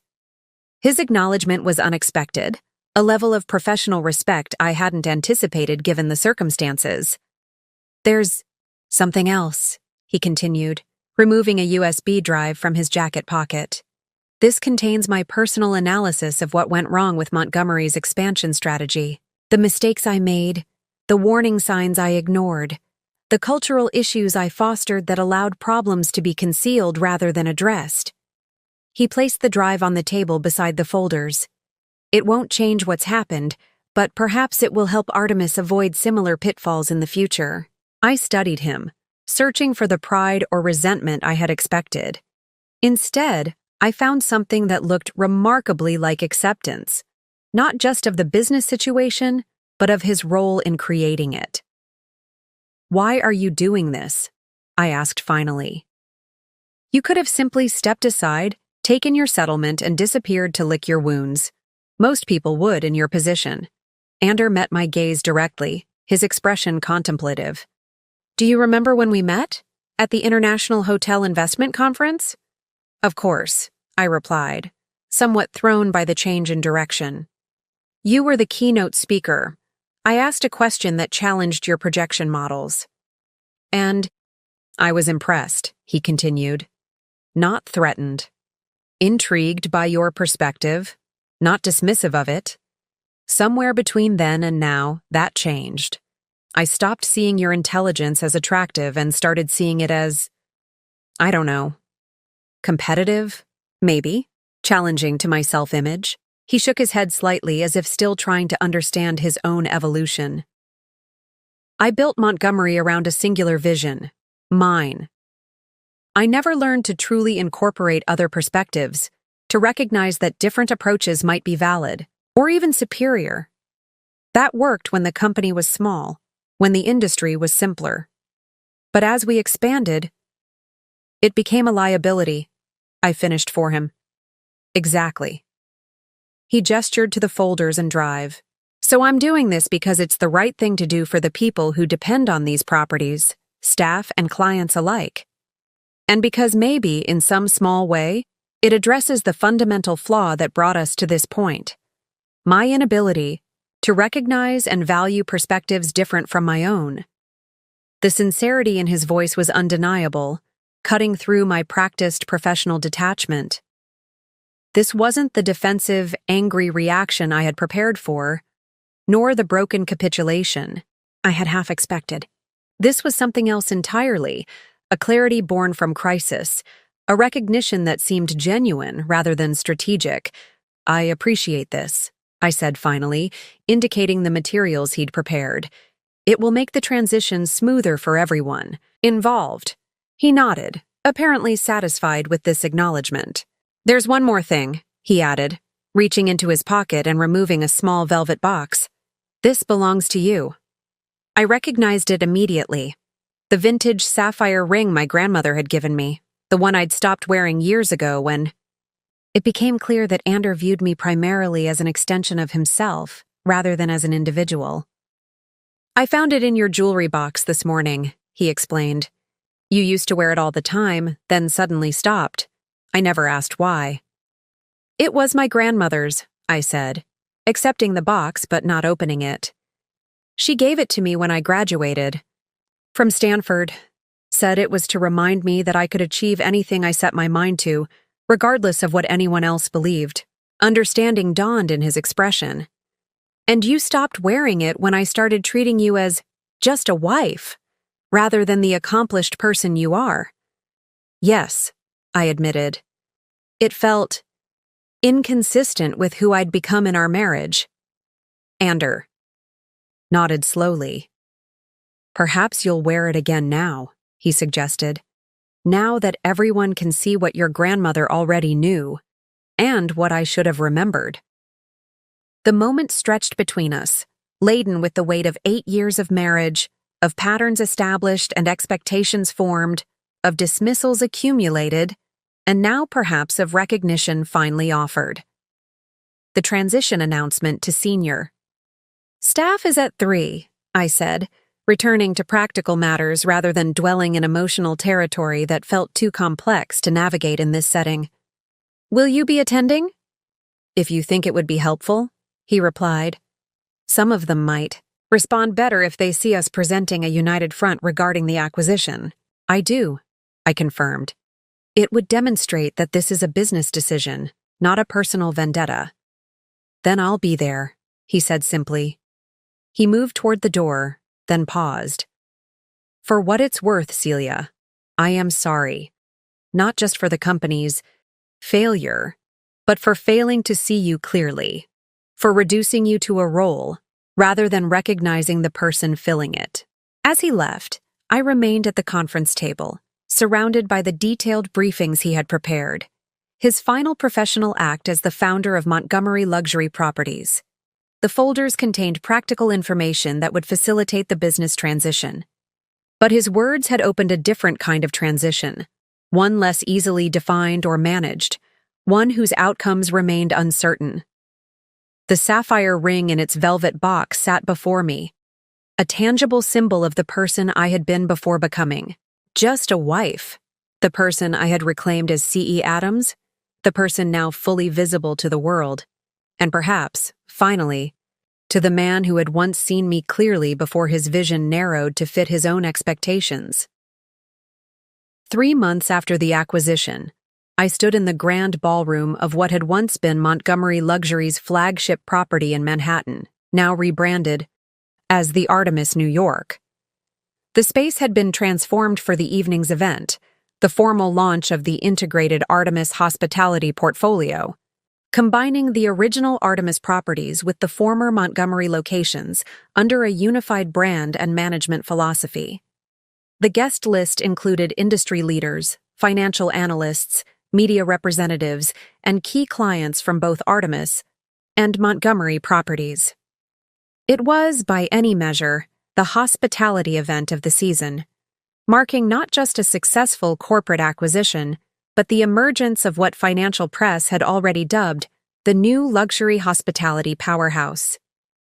Quite a triumph, Crystal Wilson remarked, appearing at my side with 2 glasses of champagne. She handed one to me, her expression openly admiring.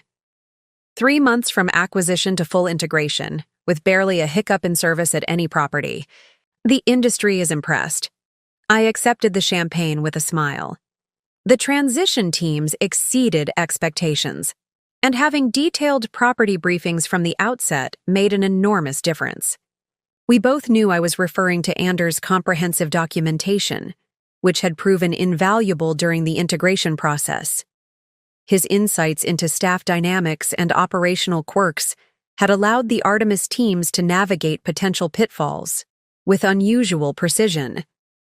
Speaking of which, Crystal said, glancing across the room, your former husband seems to be adjusting to his new role rather well. I followed her gaze to where Anders stood in conversation with several hotel industry executives. As part of the acquisition agreement, he had accepted a 1-year consulting position, lending his expertise to the transition while gradually detaching from the company he had founded. The arrangement had raised eyebrows initially. Conventional. Wisdom suggested a clean break would be simpler, but over the past 3 months, it had proven surprisingly effective. He knows these properties better than anyone, I said, and he's been remarkably helpful throughout the process. Crystal studied me with characteristic perceptiveness. Just helpful? Or something more? The question touched on complexities I was still processing. In the month since the acquisition, Ander and I had maintained a strictly professional relationship during business hours. Our interactions had been focused entirely on the transition, property assessments, staff reorganizations, client continuity, strategies. The personal aspect of our relationship remained undefined, suspended in a state of neither reconciliation nor dissolution. It's evolving, I admitted. We haven't made any decisions about our marriage. The focus has been on stabilizing, the business first. Crystal nodded, understanding. And now that the business is stable? Before I could respond, Alexis appeared with her tablet in hand, professional as always despite the celebratory setting. I'm sorry to interrupt, but the presentation is scheduled to begin in 15 minutes. The technical team needs a final confirmation on the sequence. I excused myself from Crystal, grateful for the temporary reprieve from questions I wasn't yet ready to answer definitively. The truth was, I didn't know what would become of my relationship with Ander. The man who had emerged from the crisis of Montgomery Luxury's collapse, reflective, accountable, genuinely supportive of my leadership, bore little resemblance to the dismissive husband who had mocked my business acumen for years. Whether this transformation was permanent or merely a temporary response to dramatic circumstances remained to be seen. And whether it could possibly overcome the accumulated weight of years of dismissal was a question I had deliberately postponed addressing. After confirming the presentation details with the technical team, I made my way to a quiet corner of the ballroom to review my remarks one final time. The speech had been carefully crafted to emphasize business strategy and future vision, rather than dwelling on the unusual circumstances of the acquisition. Tonight was about looking forward, not backward. Nervous, I looked up to find Ander standing. Nearby, his expression thoughtful rather than challenging. Focused, I corrected with a small smile. It's an important moment for the company. He nodded, understanding the distinction. The integration data is impressive. Guest satisfaction scores have actually increased at the former Montgomery properties since the transition began. Your briefings made that possible, I acknowledged. Knowing the specific challenges at each location allowed us to address them, systematically rather than discovering them through trial and error. A moment of comfortable silence fell between us, a rarity in our recent history, where conversations had been either professionally purposeful or awkwardly constrained by our undefined personal status. I've been thinking about what happens next, Ander said finally. My consulting agreement has 9 months remaining, but the critical transition phases are complete. You don't really need me anymore. The statement hung in the air, its professional meaning clear but its personal implications ambiguous. Are you suggesting an early termination of the agreement? I asked, keeping my tone neutral. I'm considering options, he replied carefully.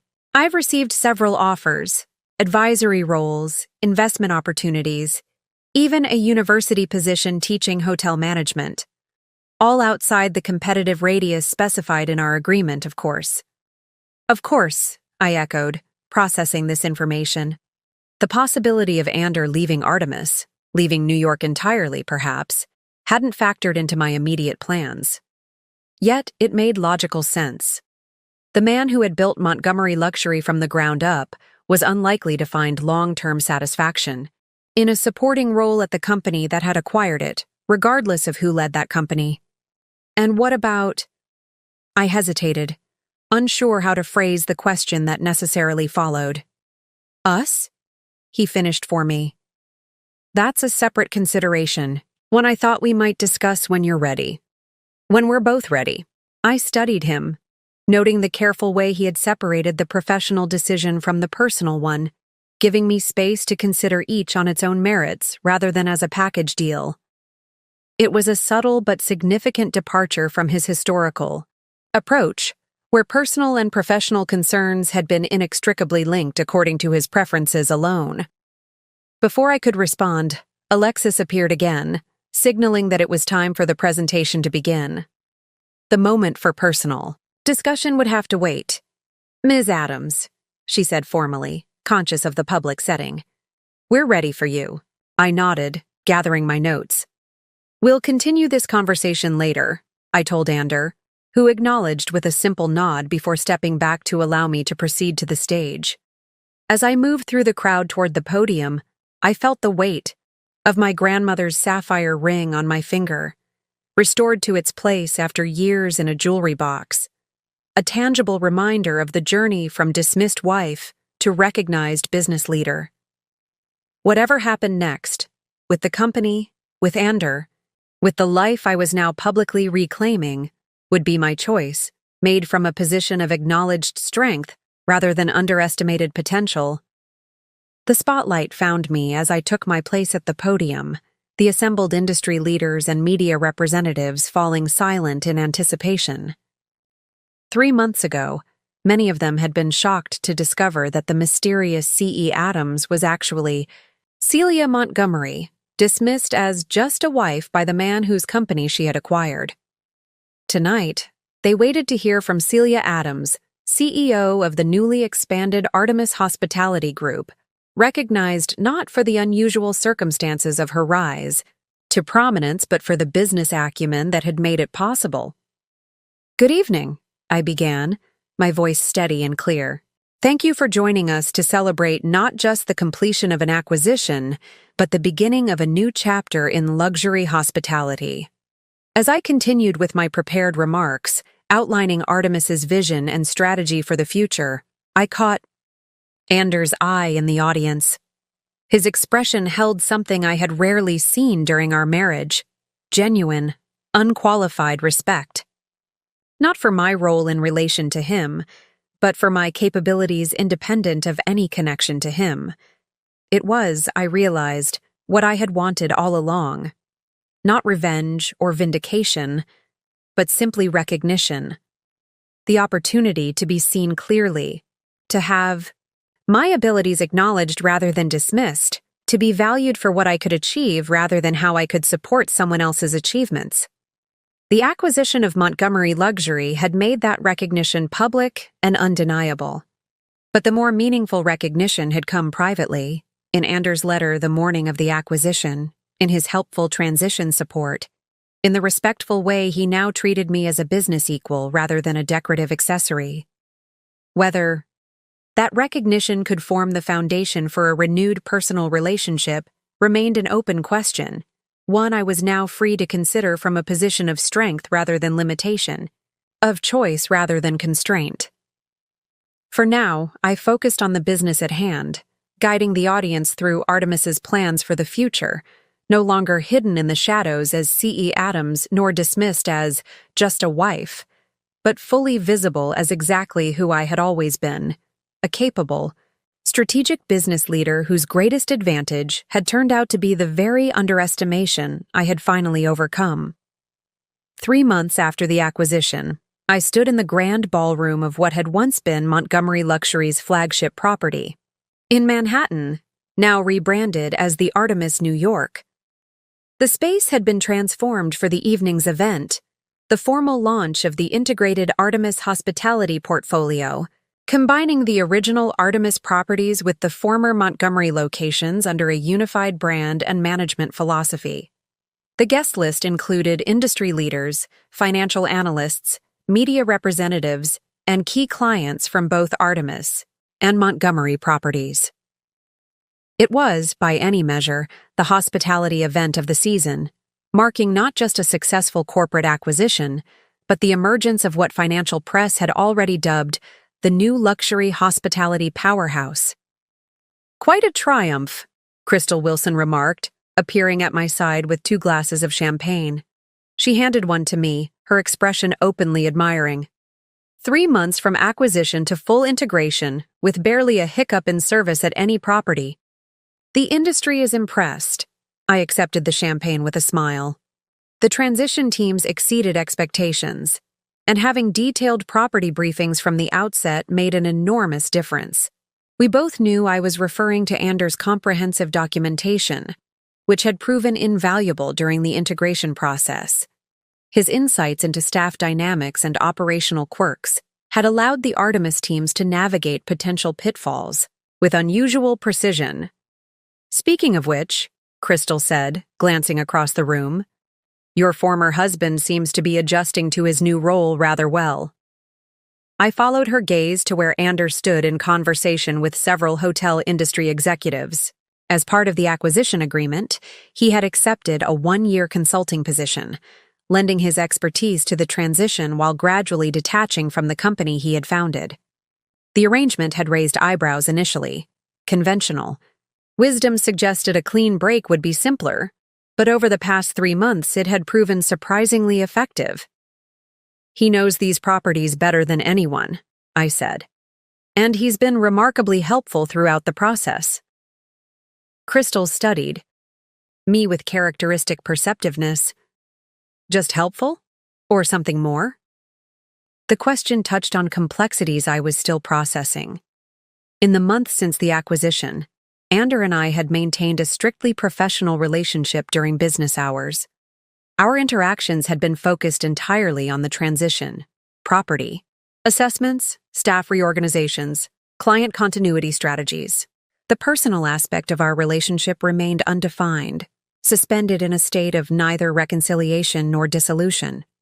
It's evolving, I admitted. We haven't made any decisions about our marriage. The focus has been on stabilizing the high. Business first, Crystal nodded, understanding. And now that the business is stable? Before I could respond, Alexis appeared with her tablet in hand, professional as always despite the celebratory setting. I'm sorry to interrupt, but the presentation is scheduled to begin in 15 minutes. The technical team needs a final confirmation on the sequence. I excused myself from Crystal, grateful for the temporary reprieve from questions I wasn't yet ready to answer definitively. The truth was, I didn't know what would become of my relationship with Ander.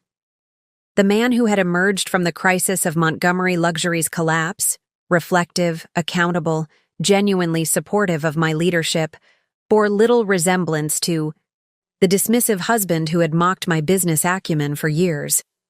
Whether this transformation was permanent or merely a temporary response to dramatic circumstances remained to be seen. And whether it could possibly overcome the accumulated weight of years of dismissal was a question I had deliberately postponed addressing. After confirming the presentation details with the technical team, I made my way to a quiet corner of the ballroom to review my remarks one final time. The speech had been carefully crafted to emphasize business strategy and future vision rather than dwelling on the unusual circumstances of the acquisition. Tonight was about looking forward, not backward. Nervous? I looked up to find Ander standing nearby, his expression thoughtful rather than challenging. Focused, I corrected with a small smile. It's an important moment for the company. He nodded, understanding the distinction. The integration data is impressive. Guest satisfaction scores have actually increased at the former Montgomery properties since the transition began. Your briefings made that possible, I acknowledged. Knowing the specific challenges at each location allowed us to address them systematically, rather than discovering them through trial and error. A moment of comfortable silence fell between us, a rarity in our recent history, where conversations had been either professionally purposeful or awkwardly constrained by our undefined personal status. I've been thinking about what happens next, Ander said finally. My consulting agreement has 9 months remaining, but the critical transition phases are complete. You don't really need me anymore. The statement hung in the air, its professional meaning clear but its personal implications ambiguous. Are you suggesting an early termination of the agreement? I asked, keeping my tone neutral. I'm considering options, he replied carefully. I've received several offers, advisory roles, investment opportunities, even a university position teaching hotel management. All outside the competitive radius specified in our agreement, of course. Of course, I echoed, processing this information. The possibility of Ander leaving Artemis, leaving New York entirely, perhaps, hadn't factored into my immediate plans. Yet it made logical sense. The man who had built Montgomery Luxury from the ground up was unlikely to find long-term satisfaction in a supporting role at the company that had acquired it, regardless of who led that company. And what about? I hesitated, unsure how to phrase the question that necessarily followed. Us? He finished for me. That's a separate consideration, one I thought we might discuss when you're ready, when we're both ready. I studied him, noting the careful way he had separated the professional decision from the personal one, giving me space to consider each on its own merits rather than as a package deal. It was a subtle but significant departure from his historical approach, where personal and professional concerns had been inextricably linked according to his preferences alone. Before I could respond, Alexis appeared again, signaling that it was time for the presentation to begin. The moment for personal discussion would have to wait. "Ms. Adams," she said formally, conscious of the public setting, "we're ready for you." I nodded, gathering my notes. "We'll continue this conversation later," I told Ander, who acknowledged with a simple nod before stepping back to allow me to proceed to the stage. As I moved through the crowd toward the podium, I felt the weight of my grandmother's sapphire ring on my finger, restored to its place after years in a jewelry box, a tangible reminder of the journey from dismissed wife to recognized business leader. Whatever happened next, with the company, with Ander, with the life I was now publicly reclaiming, would be my choice, made from a position of acknowledged strength rather than underestimated potential. The spotlight found me as I took my place at the podium, the assembled industry leaders and media representatives falling silent in anticipation. 3 months ago, many of them had been shocked to discover that the mysterious C.E. Adams was actually Celia Montgomery, dismissed as just a wife by the man whose company she had acquired. Tonight, they waited to hear from Celia Adams, CEO, of the newly expanded Artemis Hospitality Group, recognized not for the unusual circumstances of her rise to prominence, but for the business acumen that had made it possible. "Good evening," I began, my voice steady and clear.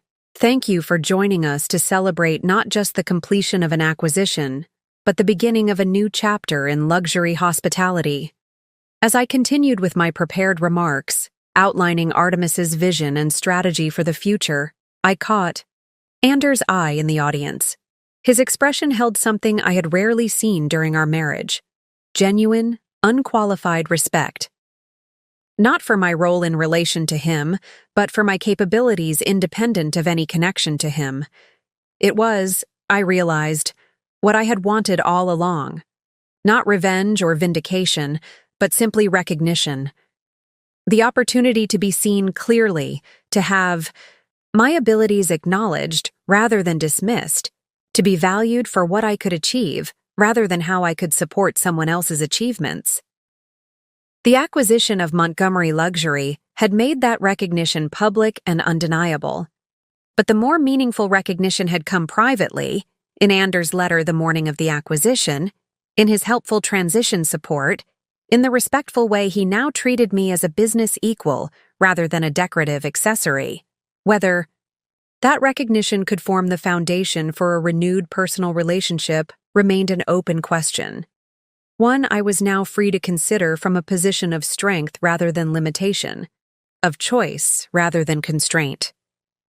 For now, I focused on the business at hand, guiding the audience through Artemis's plans for the future, no longer hidden in the shadows as C.E. Adams nor dismissed as just a wife, but fully visible as exactly who I had always been: a capable, strategic business leader whose greatest advantage had turned out to be the very underestimation I had finally overcome. 6 months after the integration celebration, I stood at the floor-to-ceiling windows of the Artemis Executive Suite, watching the late afternoon sunlight gild the city skyline. The view was different from the one I'd had in my lady's study at home.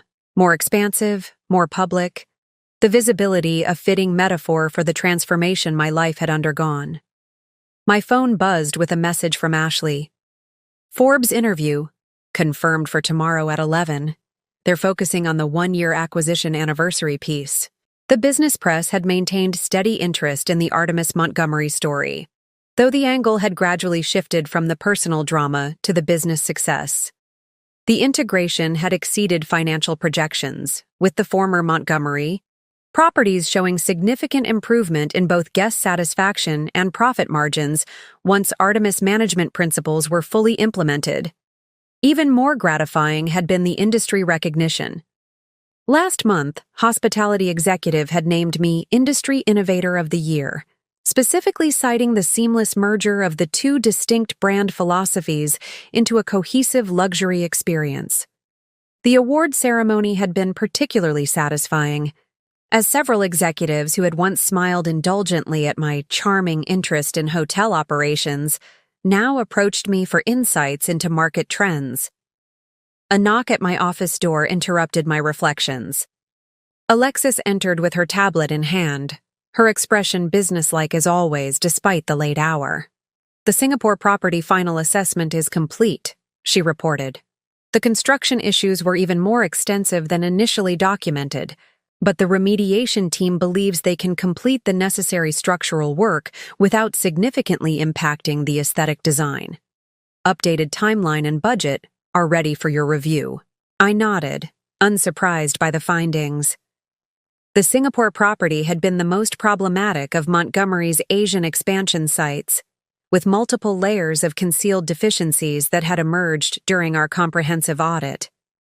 Unlike the previous management, which had masked problems to protect the expansion narrative, Artemis had taken the opposite approach: complete transparency followed by strategic resolution.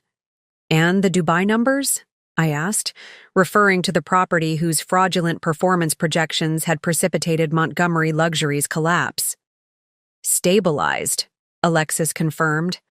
6 consecutive months of authentic growth once we implemented the revised positioning strategy. Still below the fabricated projections that were presented to investors, but significantly above industry averages for the market. "Send the full reports to my secure server," I instructed. "I'll review them tonight."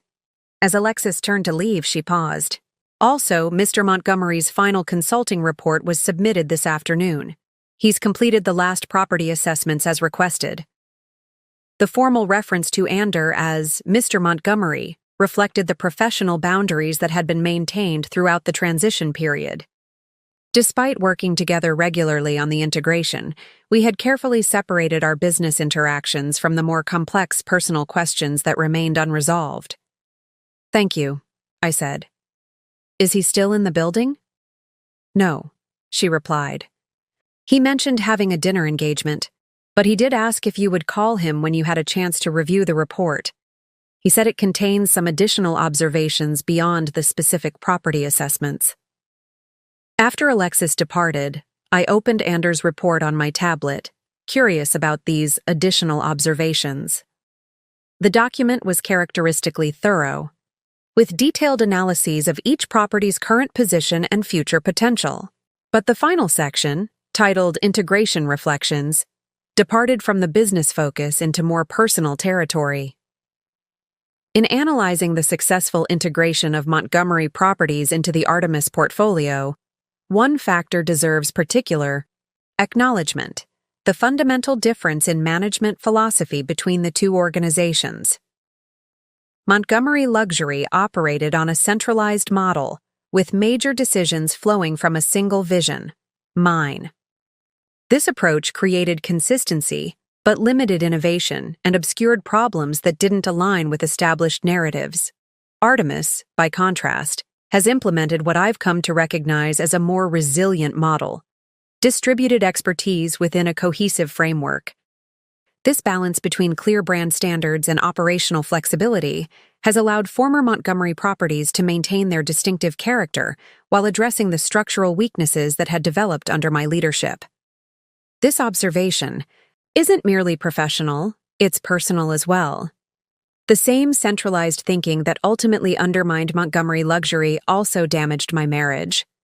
I approached both my company and my relationship with the conviction that my perspective was inherently correct, leaving little room for alternative viewpoints or collaborative development. The past 9 months working within the Artemis structure have demonstrated a better approach, one that values multiple perspectives, embraces constructive challenge, and recognizes that the strongest organizations, like the strongest relationships, thrive on mutual respect rather than rigid hierarchy. As disatsi. My consulting role concludes, I want to express my appreciation for the opportunity to participate in this process. It has been professionally illuminating and personally transformative. I read the section twice, struck by the parallels Ander had drawn between his business failure and our relationship challenges.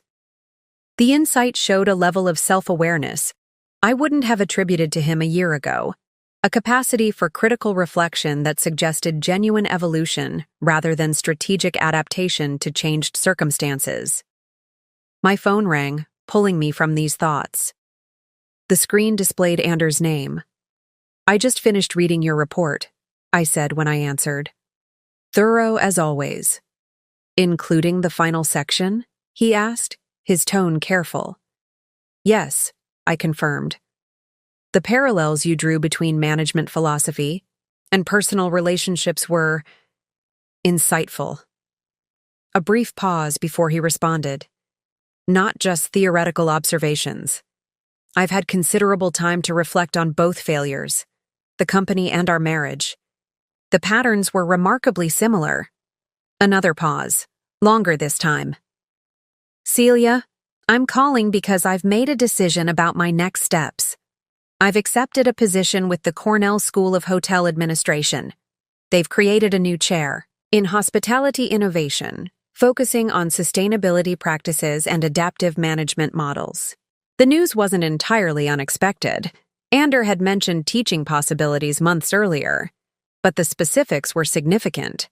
Cornell was in Ithaca, hundreds of miles from New York City. This wasn't just a new professional direction. It represented a geographic separation as well. "That's an excellent opportunity," I said, keeping my voice neutral despite the complex emotions the announcement triggered. "When do you start?" "Next semester," he replied. "I'll be relocating to Ithaca in 6 weeks." The implications hung between us, unspoken but unavoidable. For months, we had existed in a professional limbo. Our personal relationship neither resumed nor formally dissolved. Anders' move would force a resolution one way or the other. "I'd like to talk about what this means," he continued. "Not over the phone. Would you have dinner with me tomorrow night? The River Cafe at 8? The River Cafe had been the site of our first date 10 years earlier, a deliberate choice that signaled this wouldn't be a business discussion. "Yes," I agreed. "I'll be there." After ending the call, I returned to the window, watching as office lights began illuminating the darkening city. The past year had transformed both my professional standing and personal understanding. I had emerged from the shadows of just a wife to claim my rightful position as a respected business leader. The acquisition that had begun as a strategic opportunity had evolved into something more complex. Not revenge, as the media had initially framed it, but a recalibration of power and perception. Now Ander was creating his own transformation, moving from the identity of successful founder to that of academic and thought leader. The geographical distance this entailed would necessitate clarity about our relationship. Continuing together would require deliberate choice rather than comfortable inertia. As I gathered my things to leave the office, I realized I felt neither dread nor anxiety about the impending conversation. Whatever direction we chose, it would be a decision made between equals. Two people who had finally seen each other clearly, without the distortions of ego or expectation that had clouded our previous years together. The sapphire ring caught. The last light as I reached for my coat, my grandmother's gift, reclaimed after years in darkness. Whether Ander and I found a new foundation or acknowledged the irreparable fractures in our relationship, I would move forward as myself, fully visible, fully valued, no longer dismissed or diminished by anyone's limited perception. The woman, who had been mocked as just a wife, had reclaimed not just a company, but herself. That was the true acquisition, the one that could never be surrendered or devalued. That was the victory that mattered most. As the elevator descended toward the lobby, I made a mental note to call Crystal Wilson in the morning. Her foundation, Supporting Female Entrepreneurs, was hosting a mentorship event next week, an opportunity to share the lessons of my journey with women just beginning theirs. Perhaps some of them faced similar dismissals, similar underestimation. Perhaps my story might help them recognize that being underestimated could become their greatest advantage if they had the patience and strategy to use it effectively. The thought brought a smile as I stepped into the evening air. The path forward remained undefined in some respects, but the essential truth had been established beyond question. I had always been more than just a wife. And now, finally, everyone knew it. including the man who had once been too blind to see. When my story first became public, the wife who built a hospitality empire while her husband dismissed her as incapable, I received thousands of messages from women who saw their own experiences reflected in mine. Not the specific circumstances, of course. Few women secretly build companies that eventually acquire their husbands' businesses, but the fundamental experience of being underestimated, dismissed or defined by their relationship to someone else rather than by their own capabilities, that resonated with countless women across industries and circumstances. So today, I want to speak directly to those of you who have felt that particular sting of dismissal, who have watched your ideas be ignored only to be celebrated when repeated, by someone else who have been introduced as someone's wife rather than as a professional in your own right. First, let me acknowledge the reality. Being underestimated hurts. When Ander would laugh off my business insights at dinner parties or explain to others what I couldn't possibly understand, each dismissal cut deeply.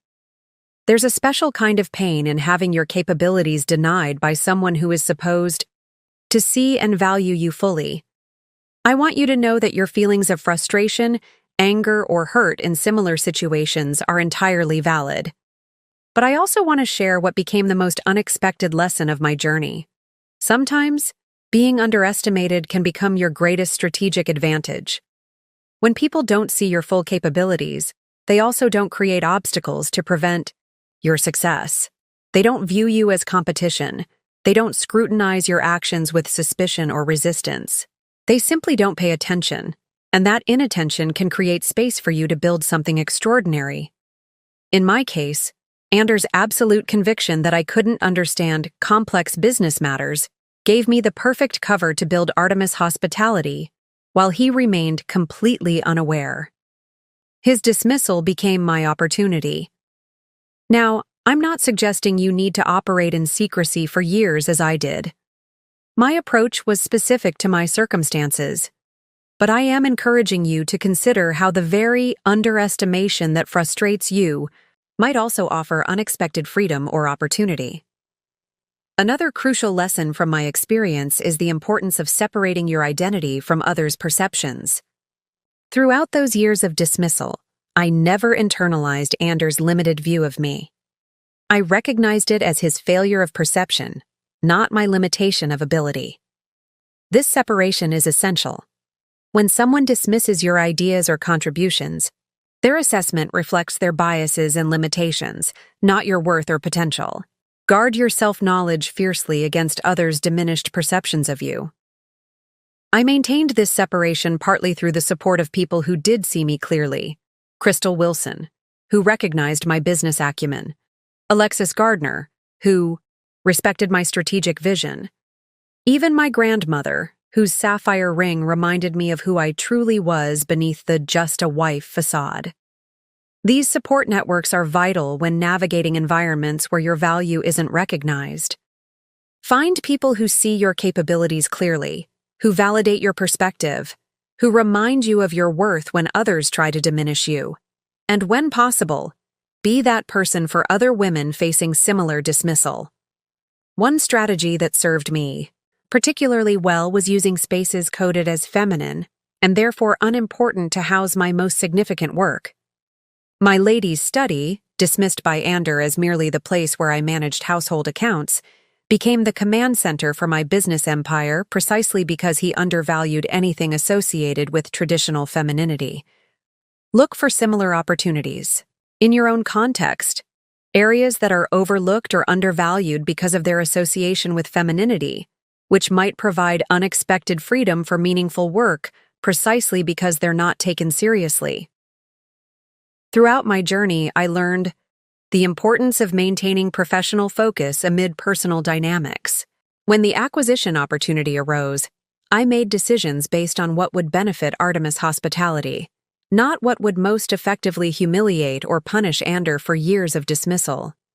This professional focus amid complex personal feelings demonstrates leadership maturity and ultimately commands more respect than decisions driven by emotional reaction. It's particularly crucial for women whose emotional responses are often scrutinized more harshly than men's. Perhaps most importantly, I learned to value recognition over revenge. Although the media initially framed my acquisition of Montgomery luxury as revenge for years of dismissal, my true motivation was more nuanced. I wasn't primarily seeking to punish Ander, but to create a successful business and eventually to be recognized for my genuine capabilities. This distinction matters. Focusing on revenge keeps you oriented around the person who harmed you, while focusing on achievement and rightful recognition centers your own goals and growth. The satisfaction I felt came not from seeing Ander's company collapse, but from finally being acknowledged for the business leader I had always been. I also discovered the power of strategic visibility, choosing when and how to be seen. For years, I operated as the deliberately low-profile C.E. Adams, recognizing that anonymity provided advantages in a business world that often judges female leaders differently than male ones. When circumstances required me to step into public view, I did so on my own terms, controlling the narrative and emphasizing business results rather than personal drama. This approach can be powerful in environments that subject women to heightened scrutiny or double standards. Sometimes maintaining a low profile allows your work to speak for itself without the distortion of gender expectations. Other times, claiming public recognition becomes necessary to advance your goals. Finally, I want to acknowledge something that surprised me. Relationships can sometimes transform through recognition. Ander evolved from dismissing me as just a wife to recognizing me as a business equal with superior strategic vision. This transformation wasn't immediate or easy, but it demonstrated that relationships can sometimes evolve when fundamental respect replaces entrenched dismissal. Not all dismissive relationships can or should be salvaged. That's a deeply personal decision only you can make for your specific circumstances. But my journey showed me that genuine recognition, seeing someone clearly for who they truly are, can sometimes create the foundation for a new kind of connection based on mutual respect rather than hierarchical assumptions. Your own path will be different from mine. Most of you won't be secretly building companies while being dismissed as just a wife. But the fundamental principles apply across contexts. Maintain your self-knowledge despite others' diminished perceptions. Find strategic advantages in being underestimated. Build networks of people who see your true capabilities. Focus on achievement and recognition rather than revenge. And choose visibility strategically. Most importantly, remember that your capabilities are real regardless of others' ability to recognize them. The people who dismiss you reveal their own limitations, not yours. I'd love to hear your own experiences. How have you responded to being underestimated? What strategies have worked for you? What challenges are you still navigating? Share your insights in the comments below. Your perspective might be exactly what another woman in our community needs to hear today. Remember, sometimes being underestimated is the perfect cover for building something extraordinary. Just as I was always more than just a wife, you are more than how others choose to see you. Claim that truth and build from there. Up next, you've got 2 more standout stories right on your screen. If this one hit the mark, you won't want to pass these up. Just click and check them out. And don't forget to subscribe and turn on the notification bell so you don't miss any upload from us.